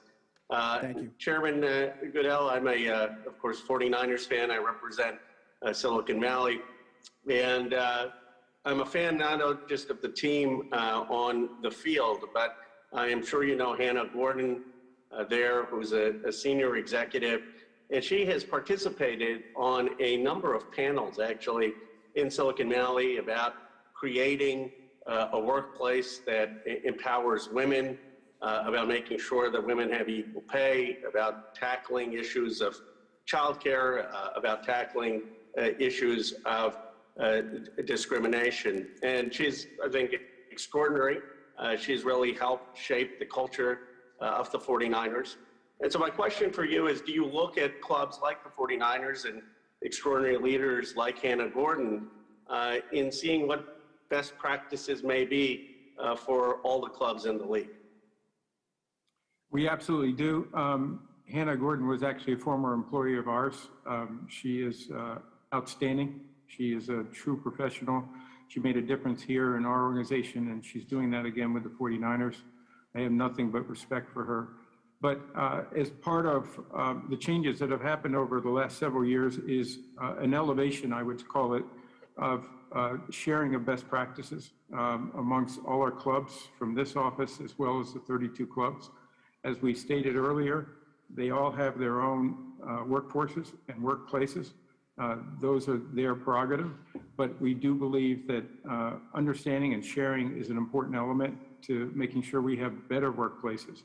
We also, at the league level, have had many times where we require certain training mechanisms. Some of that came out of 2014 with respect to domestic violence and sexual assault. All personnel are required to go through annual training. In addition, we've made sure that sexual harassment is a requirement of all personnel in the NFL. That includes clubs, leagues, owners, commissioners, so that we can do everything we possibly can to make sure that our workforces are and workplaces are safe and people have a full understanding of what's expected of them. I appreciate that, and I hope you'll look not just to Anna Gordon and the leadership on issues of gender equity, but the 49ers in my district have provided STEM education for people left out. I guess my point, Chairman Goodell, is I know people are focused on the legal issues, but you know this better than I do, that if you look at the top 3 or 4 shows that the American public watch, I was shocked when I realized this. It's Sunday Night Football, Monday Night Football, Thursday Night Football. NCIS is the only one that competes. And I think you would agree that given the cultural significance of the NFL, and I grew up as a football fan, many of us on Congress are football fans, I think there's a higher bar where what you do really matters to shaping the culture of the nation. And I guess my request, my plea to you would be to realize that responsibility, obviously on issues of gender, of issues of equality, of issues of helping get young people involved in STEM and education, and just realize that, you know, you have a huge platform and make a big difference to the culture of the country. And that's, I think, the spirit of these hearings, as opposed to some legalistic dispute. Is just what can you do with the platform you have? Congressman, I could not agree with you more. We take that responsibility seriously. We understand the impact we have in our communities as well as nationally and even globally. And that's why we have worked hard to try to meet that standard. We're not perfect, but we work hard to, whenever we see something that we can improve on, we dig in and we do our best to make sure that we're a leading voice and an institution that people can look to say, they're doing things the right way. And I appreciate your comments. It's well beyond gender, to your point. It's diversity in general. It's making sure that we do everything in our communities, including making sure that our communities are addressing the difficult issues that some of you have talked about today, and making sure that our teams are playing an active force in some of that, whether it's our work on how do we get people to vote. Our clubs are actively using their facilities, are actively using their platform in which to encourage people to get out and vote. I appreciate that. Thank you for your time. Thank you, Mr. Chairman. Thank you, Mr. Khanna. And now I'm going to be calling on Mr. Grothman for his 5 minutes.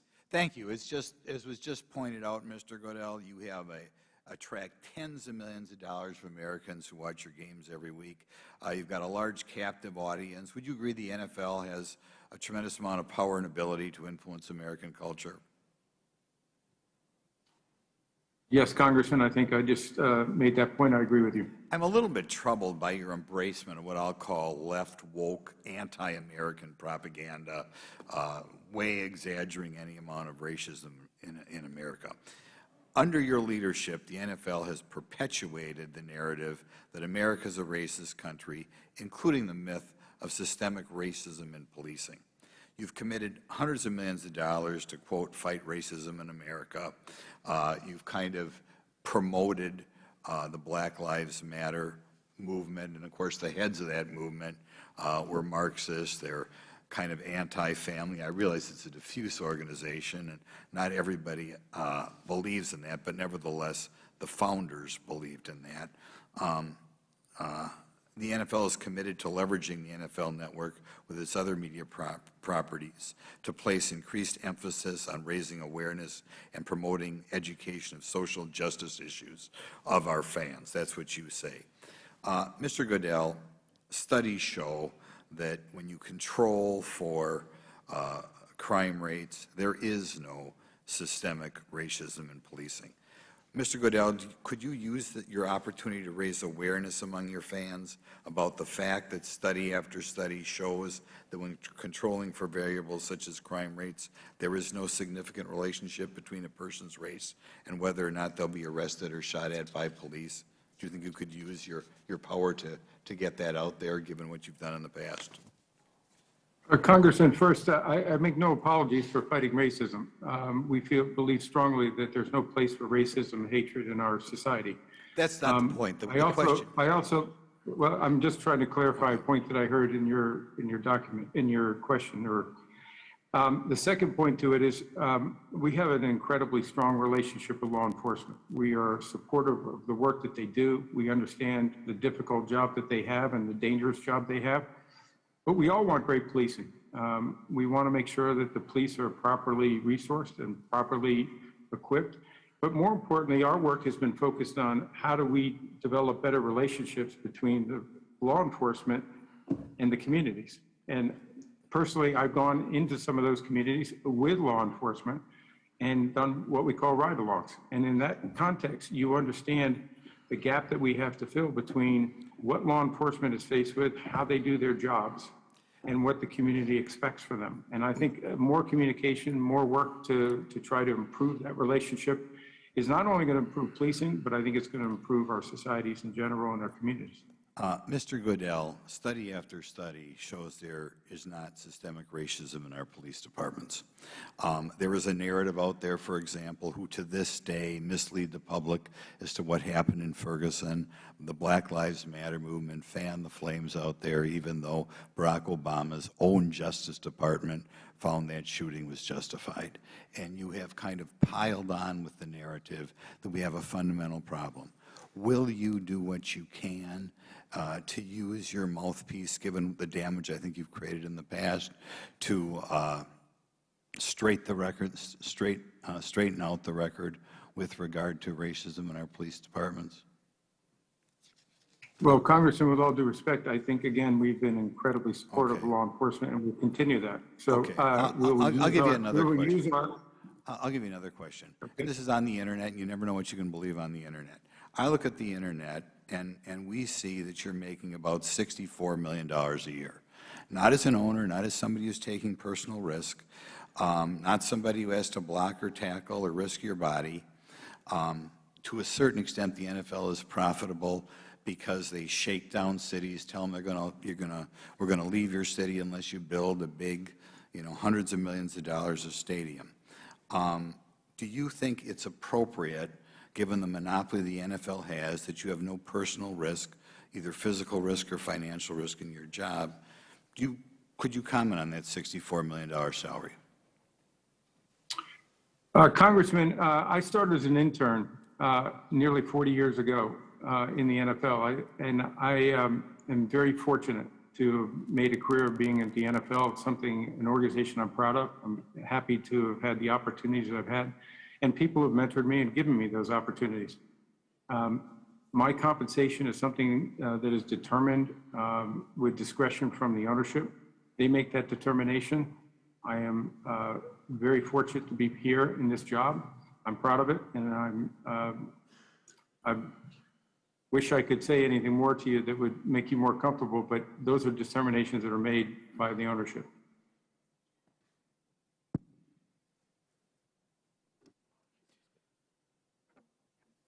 Thank you.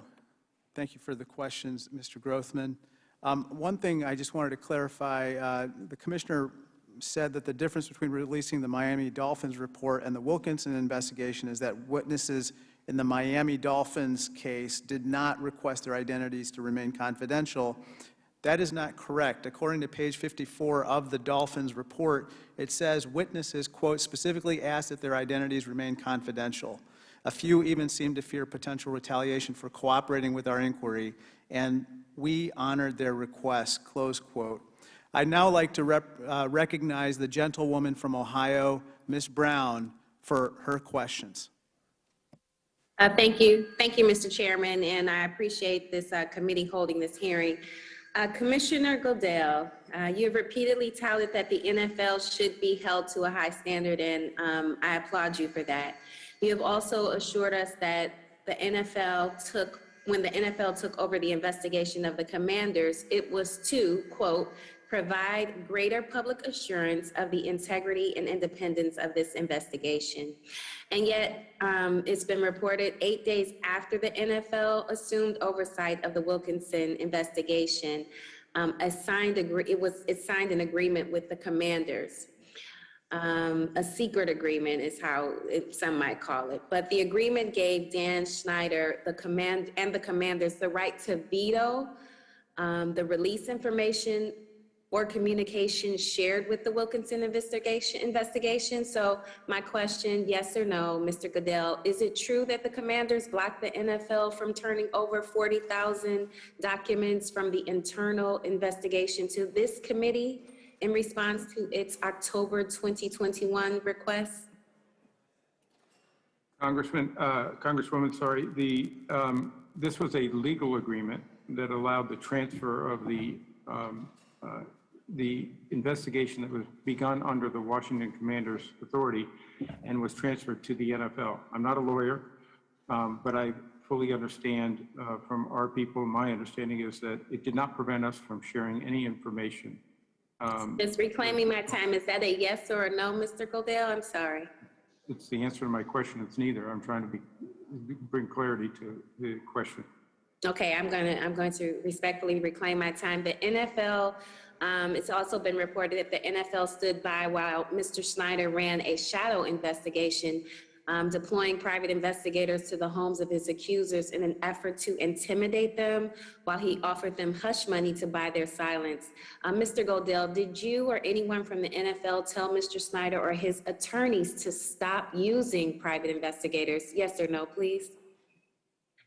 We, as soon as we took over the investigation, we made it clear to them that they should not be investigating any of these matters. Secondly, we asked that the commanders reach out to current employees as well as former employees to encourage them to participate. So any efforts to intimidate witnesses or prevent them from doing it would be inconsistent with that. What about the subpoenaing of private emails and phone records from former employees about confidential communications with the Washington Post regarding the commander's toxic workplace? Can you tell me about that? I'm not sure I understand your question, Congresswoman. Did you ask for that to cease, or was there any engagement from you to stop that usage? For what to cease? I'm sorry. The subpoenaing of private emails and phone records from former employees about confidential communications with the Washington Post regarding the commander's toxic workplace?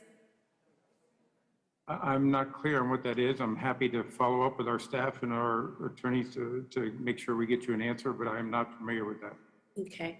All right. Well, after hearing some of the questions that have been put forth and your responses, it seems to me that the NFL picked a side in this investigation, which silenced the voices of employees and allowed Mr. Snyder to peddle his own version of the facts. And I think it's been stated here, while I again applaud the efforts and the steps that you have taken to reverse course, it is, I associate myself with the comments of my colleague, Mr. Rokana. We can and we must do better.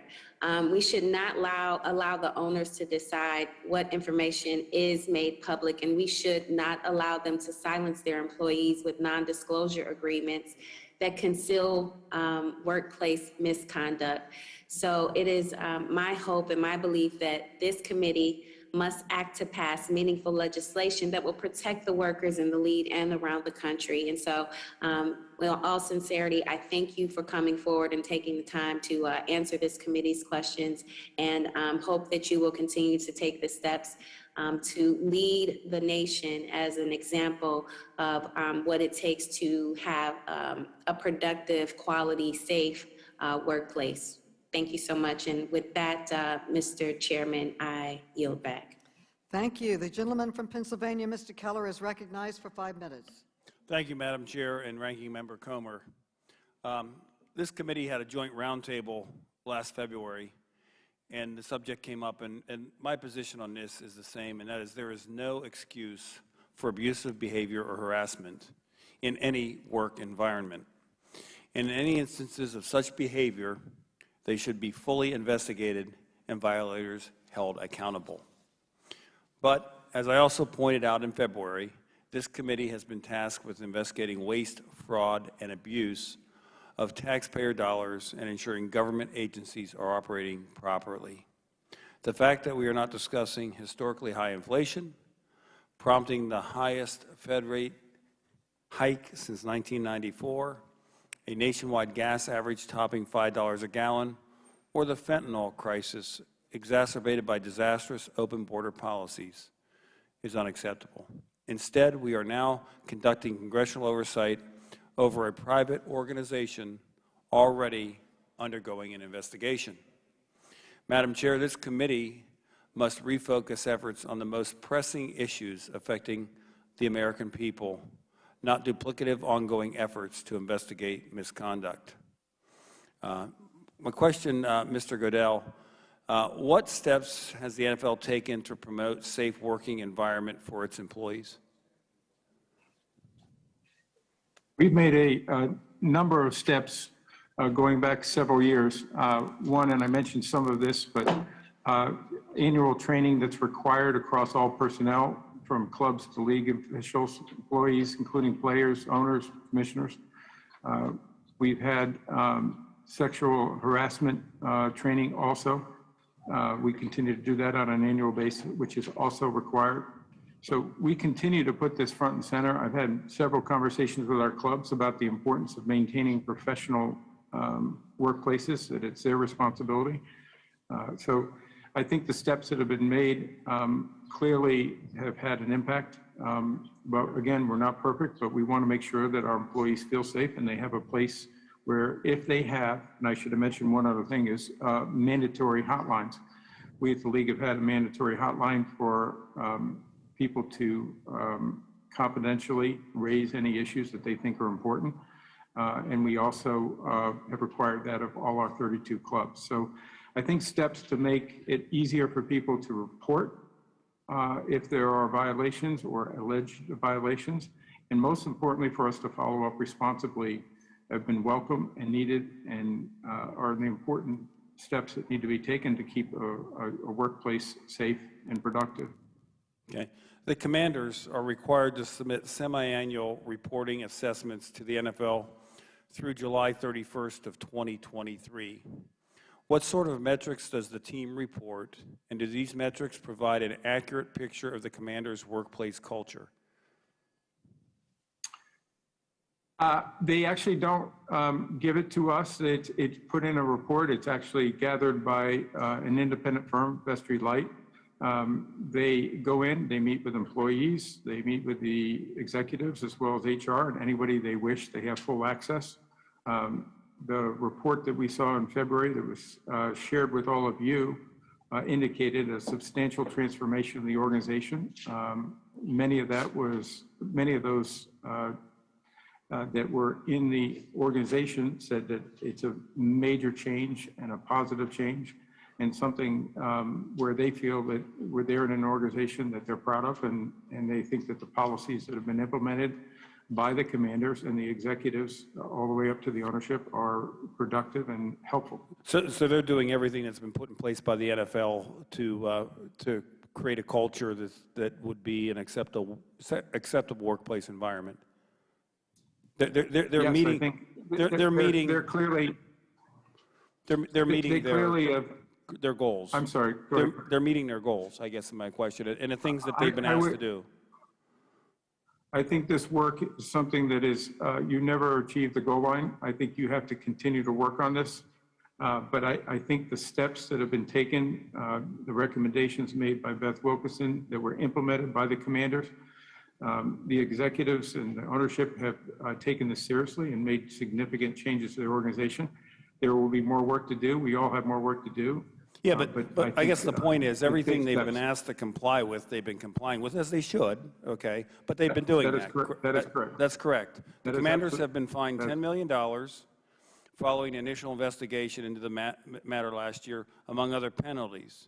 If the commanders have been meeting the required outcomes of what the NFL has put forth, and you say, of course, there's always training and things that we need to do, but if they've made this progress and been doing the things that the other organizations have been doing, quite frankly, why do we need to have you here today? The gentleman's time has expired. The gentleman may answer the question.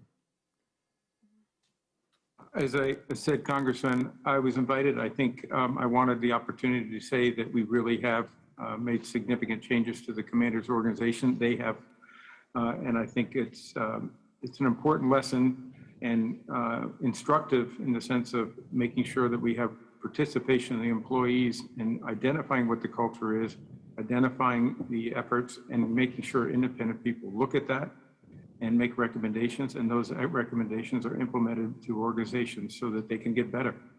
Okay, so Gentleman's the time has expired. NFL is going to continue doing that, and I'm glad they are. I'm glad you're doing those things in the NFL so people have a safe place to work. I think now the committee can focus on things that they should be focused on to help the American people. Madam Chair, Gentleman's time has expired. fact that Mr. these Johnson from Georgia is recognized. Mr. Johnson from Georgia. Thank you, Madam Chair. And I would implore my colleagues on the other side of the aisle to have respect for the chair and to cease and desist conversation when that gavel comes down. Mr. Goodell, credible, numerous, and serious allegations of sexual misconduct have been made against the Washington Commanders and owner Dan Snyder, who also stands accused of maintaining a toxic work environment that victimizes female employees of the organizations. It should be noted that Mr. Snyder turned down an invitation to appear before this committee, and I thank you for agreeing to appear before us today. And you do so because you understand that Congress has granted the NFL an exemption from the antitrust laws, which enables NFL teams to collaborate on TV contracts. And the NFL does not want Congress to tamper with that antitrust exemption. Am I correct, Mr. Goodell? Well, we do. I'm here because I feel it's our responsibility to do that. And well, you would never refuse a request by the committee to come to testify before the committee because you're concerned about what Congress can do about the NFL's antitrust exemption. Isn't that correct? If I could, let me just address the first Well, portion no, I of just your want to get a question. yes or no answer for that question. It's not a yes or no answer, is it? It is, Mr. Goodell. Okay. Please cooperate with me now. I'm working with you.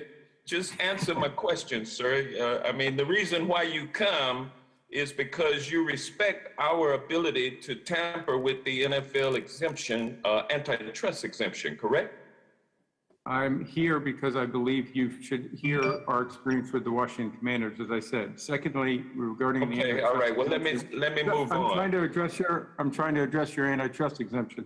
I think the antitrust exemption that was put back in the early '60s has been very good for consumers. It has been very profitable for the NFL, and I'm going to reclaim my time. The findings of the NFL's investigation into allegations of sexual harassment by Dan Snyder and the Commanders organization remains secret, and Mr. Snyder himself has not been held accountable by the NFL. Additionally, the NFL has entered into an agreement with Dan Snyder, which prevents the findings of the internal investigation from coming to light.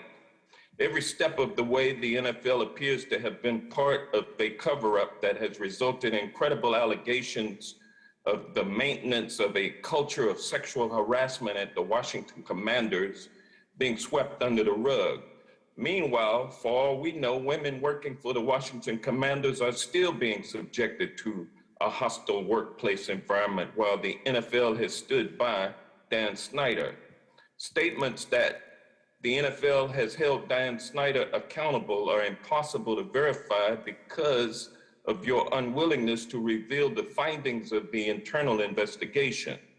With the antitrust exemption that the NFL enjoys, which has enabled it to be wildly profitable as an enterprise, it is no secret that the influence your company has in the nation and across the world, Mr. Goodell, is fundamental. Why not use this as an opportunity to positively influence the public by holding Dan Snyder accountable for his actions? Well, we believe we have held him accountable. As we said, we had an independent investigation. In what way have you held him accountable? He was fined over $10 million. He stepped away from the organization now for a year. He's required as so the investigation then has been completed. If it has resulted in a fine, why haven't those results been released to the public?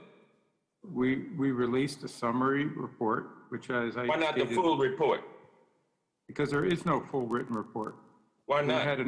We had an oral report. Why has there not been a full written report rendered on this very important issue? There was a 5-page report that not only talked about our findings in a summary form, that talked about the toxic organization and the facts that we needed to implement new policies and procedures there. We put those recommendations from the independent investigator, Beth Wilkinson, and they implemented and adopted each of those 10 recommendations. A 5-page report, Mr. Goodell, is... The gentleman's time has expired. ridiculous. The gentleman's time has expired. We now call upon Mr. Gibbs from Ohio. You're now recognized, Mr. Gibbs, for 5 minutes.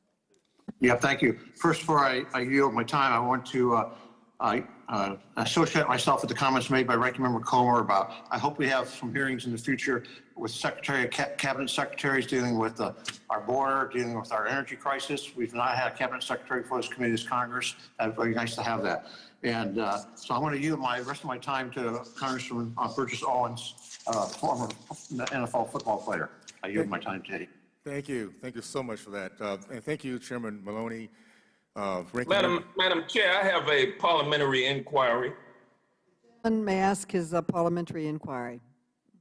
Yes, is it proper for a congressman or congressperson who does not serve on a committee but has been waived onto the committee to participate in the questioning of a witness without any further proceedings? He's been waived on the committee, and yes, you can have a member on the committee yield their time to a waived-on committee member. Thank you, and I yield back. And Chairman, Mr. Owens, you're now recognized. Thank you. Can I also reclaim the time just taken a few minutes from me, please? Yes, you can. Thank you so much. I want to thank again Chairwoman Maloney, Ranking Member Comer, and members of the committee for holding this hearing and especially for allowing me to participate. I'd like to thank Commissioner Goodell for coming to the committee today. It's been a long dream of mine to ask the Commissioner some questions, and I'm going to take a little different tack, something I'm very, very concerned about with NFL. The term racism is thrown around today with alarming and casual frequency. For example, according to Newsweek, requiring black individuals to get an ID to vote is racist. According to NBC News, requiring college applicants to include letters of a recommendation in their application is racist. And my absolute favorite, a recent U.S. Today headline asking if math is racist. What's truly racist is this condescending, soft bigotry of low expectation that has far too long plagued my community. It was prevalent when I entered the NFL in 1973, when it was understood that certain positions were reserved for whites only. Positions of leadership and intelligence like quarterback, center, middle linebacker, free safety, and head coaches were considered off limits to black Americans. Doug Williams finally broke the white quarterback barrier in 1988 as the NFL's first black quarterback to both start and win a Super Bowl championship. Yet, Commissioner, decades later, despite all this progress on and off the field, we're once again forced to discuss, under your watch, the NFL's engagement in racism behind the scenes. In June 2021, the NFL was forced to announce it was ending its practice of race norming when paying out compensation to players experiencing brain damage due to concussions on the field. The NFL has for years used separate tests based on race to score players' cognitive threshold. The test taken by black players was different than that by white players. The result determined if financial compensation was warranted. Doctors were required to use race-based norms that assumed black players were inherently less intelligent than their white teammates. If this sounds like a throwback to the Jim Crow laws of Deep South, that's because it is. This practice came to an end only after lawsuits against the league by two former black NFL players who were accidentally given the cognitive test normally reserved for white players. When they both qualified for compensation, the NFL demanded that they be tested again. This time, when the clinician applied the race norming algorithm recommended by the NFL program manual, they were denied compensation. As a result of this practice, the NFL compensated injured black players and their families less than white players and their families. To say that black players should be judged by a lower standard of brain function than their white teammates is without question a perfect example of real racism. Commissioner, due to time, I have a couple questions. Just wanted some yes and no's, if you wouldn't mind. Do you acknowledge that until 2021, the race norming algorithm was used to evaluate intelligence of black players as part of the NFL class action settlement? Was it a specific time that you're asking about? But this, as you know, I think this is an issue that was part of a settlement with our former players. Yes. Federal judge oversaw it. Yes. Yeah. I just, Commissioner, if you wouldn't mind, Commissioner, if you wouldn't mind. Yes, this was back in this 2007 and 13 settlement. Did you recognize the race norming algorithm was part of that settlement? You commented on that, and I know the NFL has apologized for that. The federal. Yes, the two parties agreed to that because it was a standard medical procedure. What we agreed to do just recently is change that. I'd like to reclaim my plans. Thank you so much. Do you agree that the NFL's use of a scale for Black Americans versus those of any other race is the definition of systemic racism? Real simple, yes or no? It was not required by any doctor to use those standards, and we adopted new standards. If it was not required, then why was it used? Because at the end of the day, there was a separate system used for Black and whites. Okay, that's a medical standard far beyond the NFL. That being said, I know you apologize for it. The NFL has apologized. I'll just say, let me just say this real quickly. Speaking on behalf of my Black and white brothers who gave their careers to make sure that we got past racism, this is an atrocity. And the fact the NFL has judged Black people at a different rate and intelligence than white people is something that needs to be looked at. And I look forward to having this longer conversation with you as we get into the coming months. And I think I'll yield back.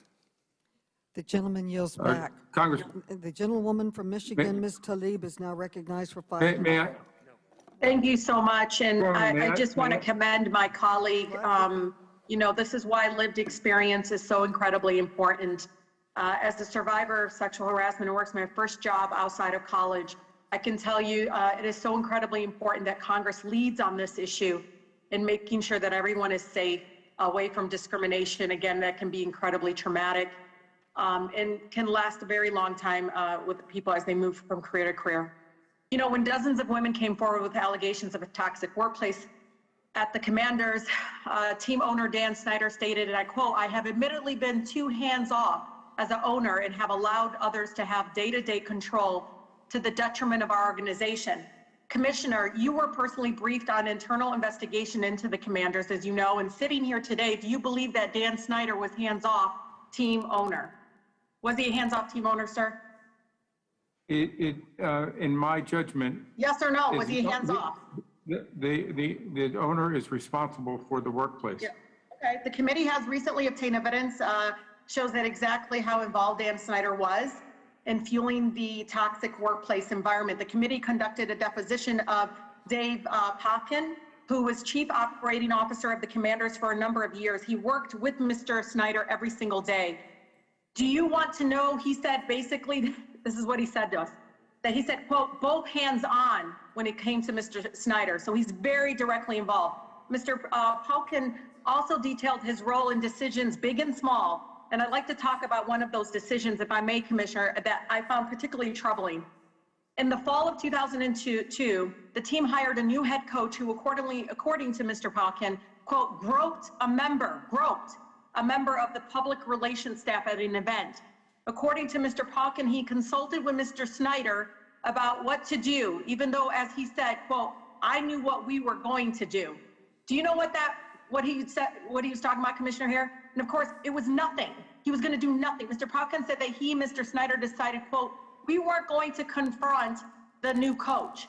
Commissioner Goodell, Mr. Popkin participated in a number of interviews with the law firm handling the internal investigation. Has NFL looked into these allegations against the former coach? Listen, all of those allegations should be treated seriously. You're working with the firm, has he, sir? All these allegations have been treated. So the allegation of groping a public relations staffer was investigated. All I can tell you is we've hired an independent investigator. Yep, got it. I got it. They did the same thing at that previous job I was at. They did the same thing and wrote it off.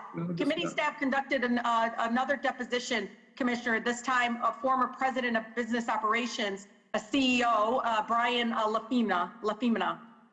He testified that he raised allegations made by Rachel Elgelson, a former Commander's employee, about the misconduct of Commander's executive Larry Michael.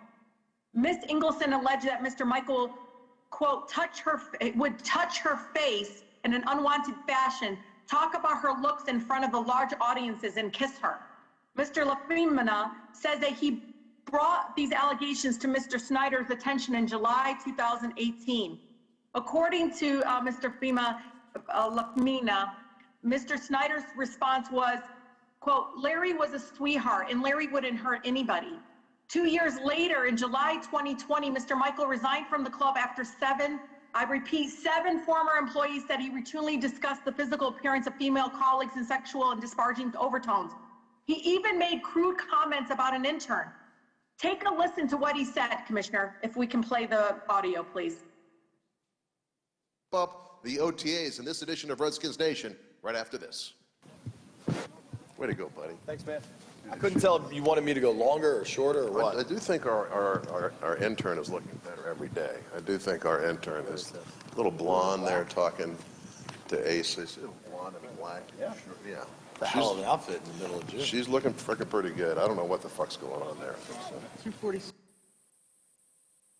Unbelievable, so disgusting. Mr. Snyder wasn't hands off. He simply turned a blind eye to the conduct he didn't want us all to see, right? This is all too common in the American workplace. Commissioner Goodell, is this acceptable way to run a team? That example you just showed me is not acceptable. And could have been your daughter, sir. It could have, I mean, it literally is disgusting. I completely agree with Would that. you commit to doing more? I mean, right now you keep saying you did everything possible. You're studying, you have to do more. Yes or no, are you willing to do more?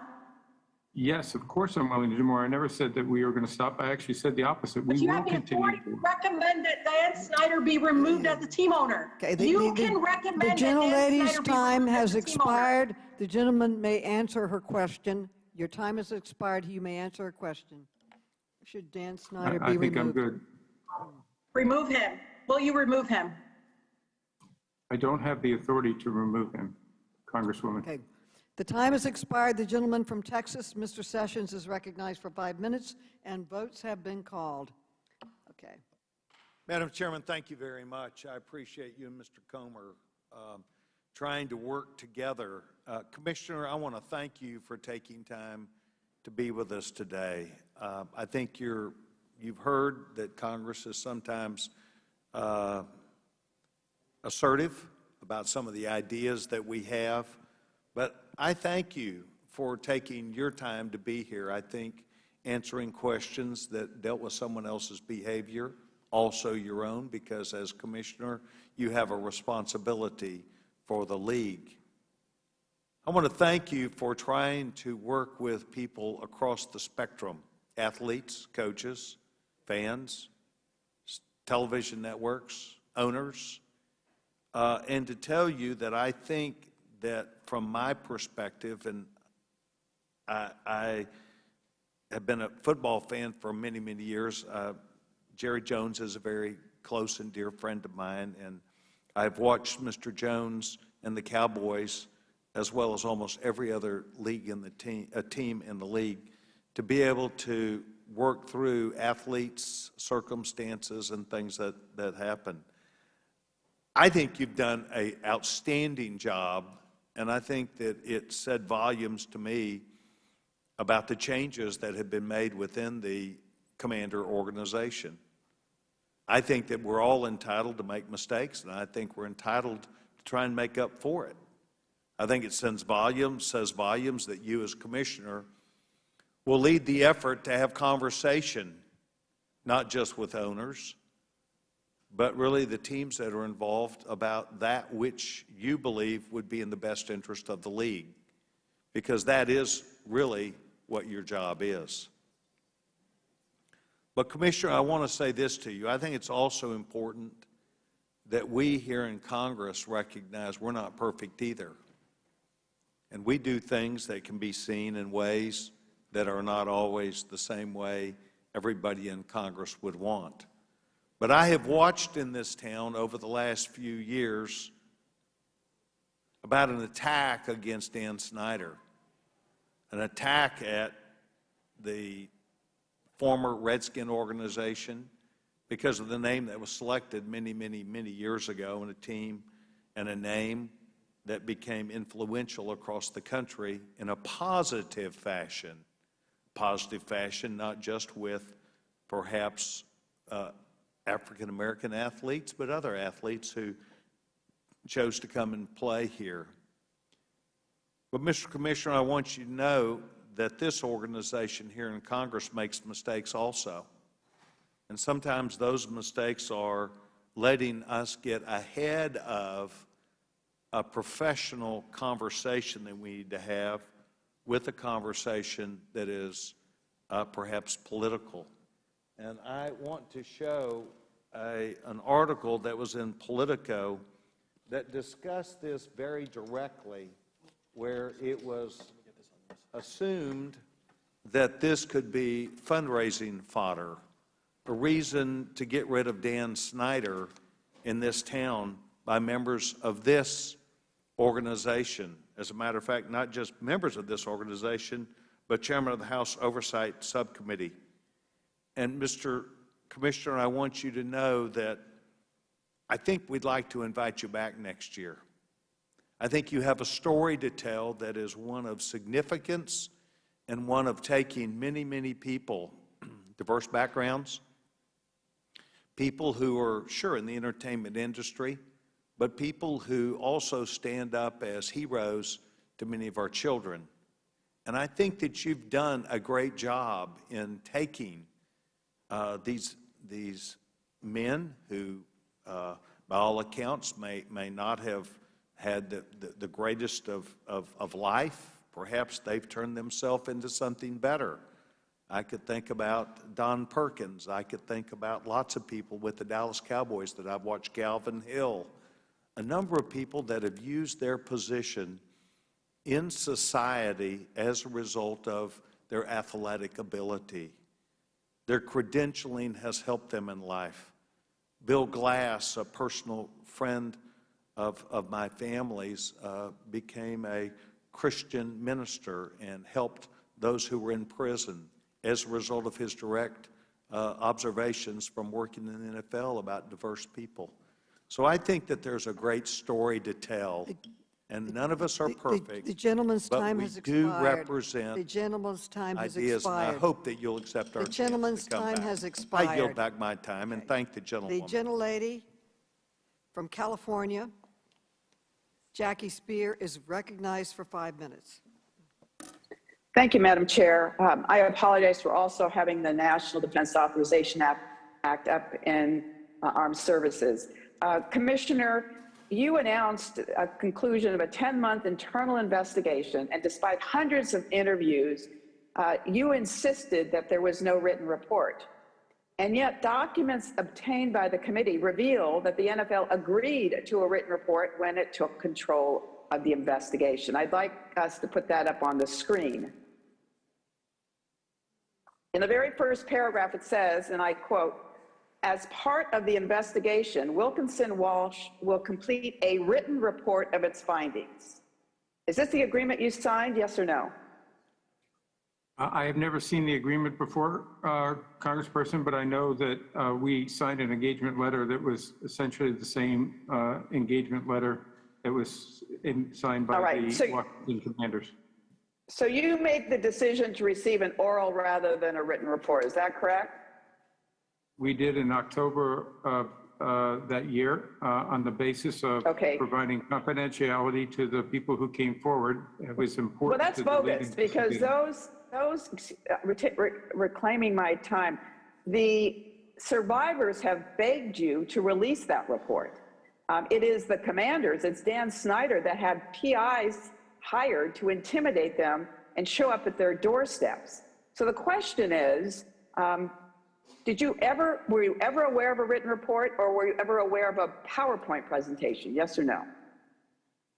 I am not aware of that, and I want to clarify something you said in respect to people coming forward. People coming forward, their confidentiality was important to them. Some have come forward and not been concerned about their privacy or confidentiality, but there are many others, the vast majority of the people that were spoken to in the context of this investigation, have wanted to continue their privacy and their confidentiality. Will you free Beth We were expecting that.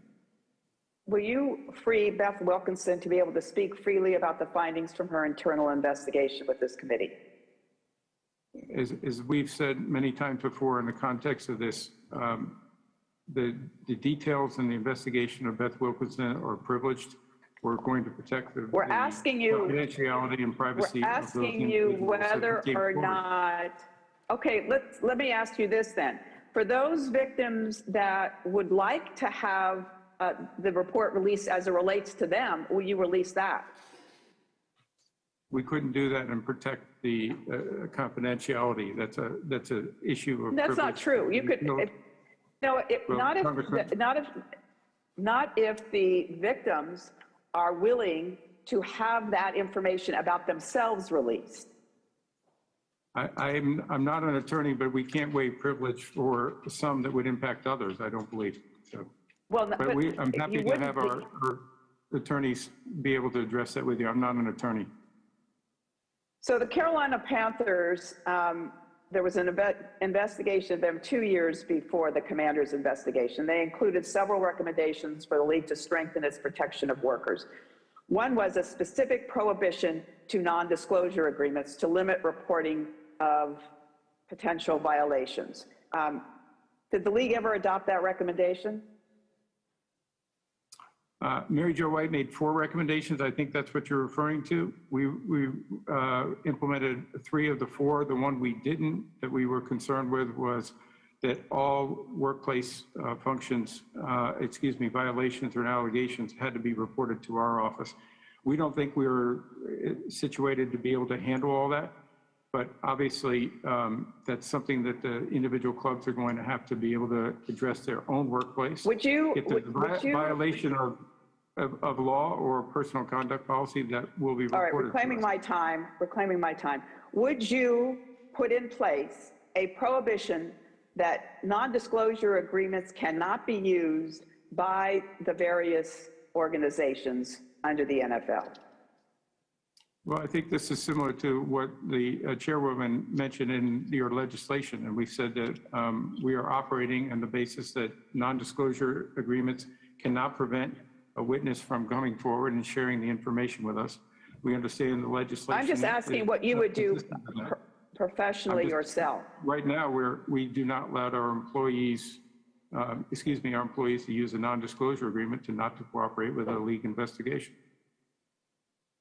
So non-disclosure agreements by each of your various teams are not being used? Is that what you're saying? No, I'm not saying that. The gentlelady's time has expired. The gentleman may answer her question. I'm not saying that. State by state, our teams operate in different states. They have different laws. So the federal legislation is something that we're willing to work with the committee on. Thank you. The gentleman's time has expired. And before we close, I want to offer the ranking member an opportunity to offer any closing remarks he may have. Ranking Member Comer, you are now recognized. Thank you, Madam Chair, and let me thank Commissioner Goodell for testifying here today. Really appreciate that and the conversation. And let me summarize what we heard today from 2.5 hours of testimony is that there was a toxic work culture at the Washington Redskins football team. The NFL came in, had independent auditors come in. They identified the problem. Those people were held accountable. They were terminated. And the NFL has ongoing investigations into this. And, from what we've heard today, the problems have been fixed, and the organization moves on. We don't believe this was a role of Congress. We don't think this was a good use of congressional time. We don't think this was a good use of taxpayer dollars. Madam Chair, before I close, I want to let Mr. Goodell know that I will be sending 2 additional questions for the record, and obviously you can't answer because the committee's over, but just wanted to publicly say what those questions will be. Number one, it's been reported that you retained former U.S. Attorney General Loretta Lynch to investigate a former minority shareholder for his involvement in manufacturing false allegations about Mr. Snyder. Is that true? That's the first question. Last question. It has also been reported that after reviewing the Attorney General Lynch's investigation, you permanently banned that minority shareholder from ever owning an NFL team or otherwise participating in business relationships with the NFL. Is that true? And I think the answers to those two questions might solve some of the uncertainty that still remains about the Washington football team. With that, Madam Chair, thank you, and I yield back. The gentleman yields back. In closing, I want to thank you, Commissioner Goodell, for appearing before us today. We appreciate very much your testimony and your willingness. Madam Chair. Madam Chair, this is Debbie Wasserman Schultz. We are in closing right now, and I have to get to the floor to vote, so I have to close right now. We appreciate your testimony, and as we learned today, the committee's investigation has uncovered new evidence of troubling conduct at the Washington Commanders' workplace. And as we heard today, the commissioner agreed that this conduct was incredibly serious.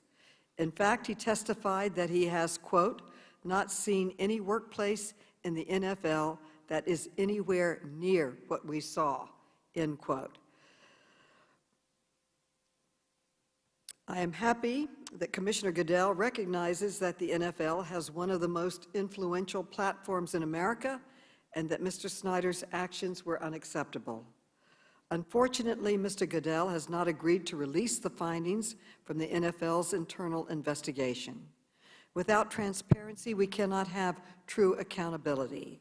That is why I announced my intent to issue a subpoena to Daniel Snyder to appear for a deposition next week. We will not be deterred by billionaire owners or political posturing. The victims demand answers, and we all demand justice. I want to briefly address some questions raised today about the committee's jurisdiction. To be clear, what I was conveying earlier is that the Oversight Committee has broad investigative authority under House Rule 10 to investigate any matter within Congress's legislative power. As I also explained earlier, this committee has a long bipartisan history of investigating workplace conduct in professional sports, including sexual misconduct. This investigation has already led to 2 bills that I introduced to help strengthen protections for workers from workplace misconduct. I would invite all of my colleagues on both sides of the aisle to join me in supporting these efforts. The committee will not waver in our efforts to conduct this investigation to ensure that women and all Americans are protected in the workplace. With that, and in closing, I want to thank our panelists again for your remarks, and I want to commend my colleagues for participating in this important conversation. With that, without objection, all members will have 5 legislative days within which to submit extraneous materials and to submit additional written questions for the witnesses to the chair, which will be forwarded to the witnesses for response. I ask our witness to please respond as promptly as possible. Again, thank you for your attendance today. This hearing is adjourned, and I hope I can make the vote.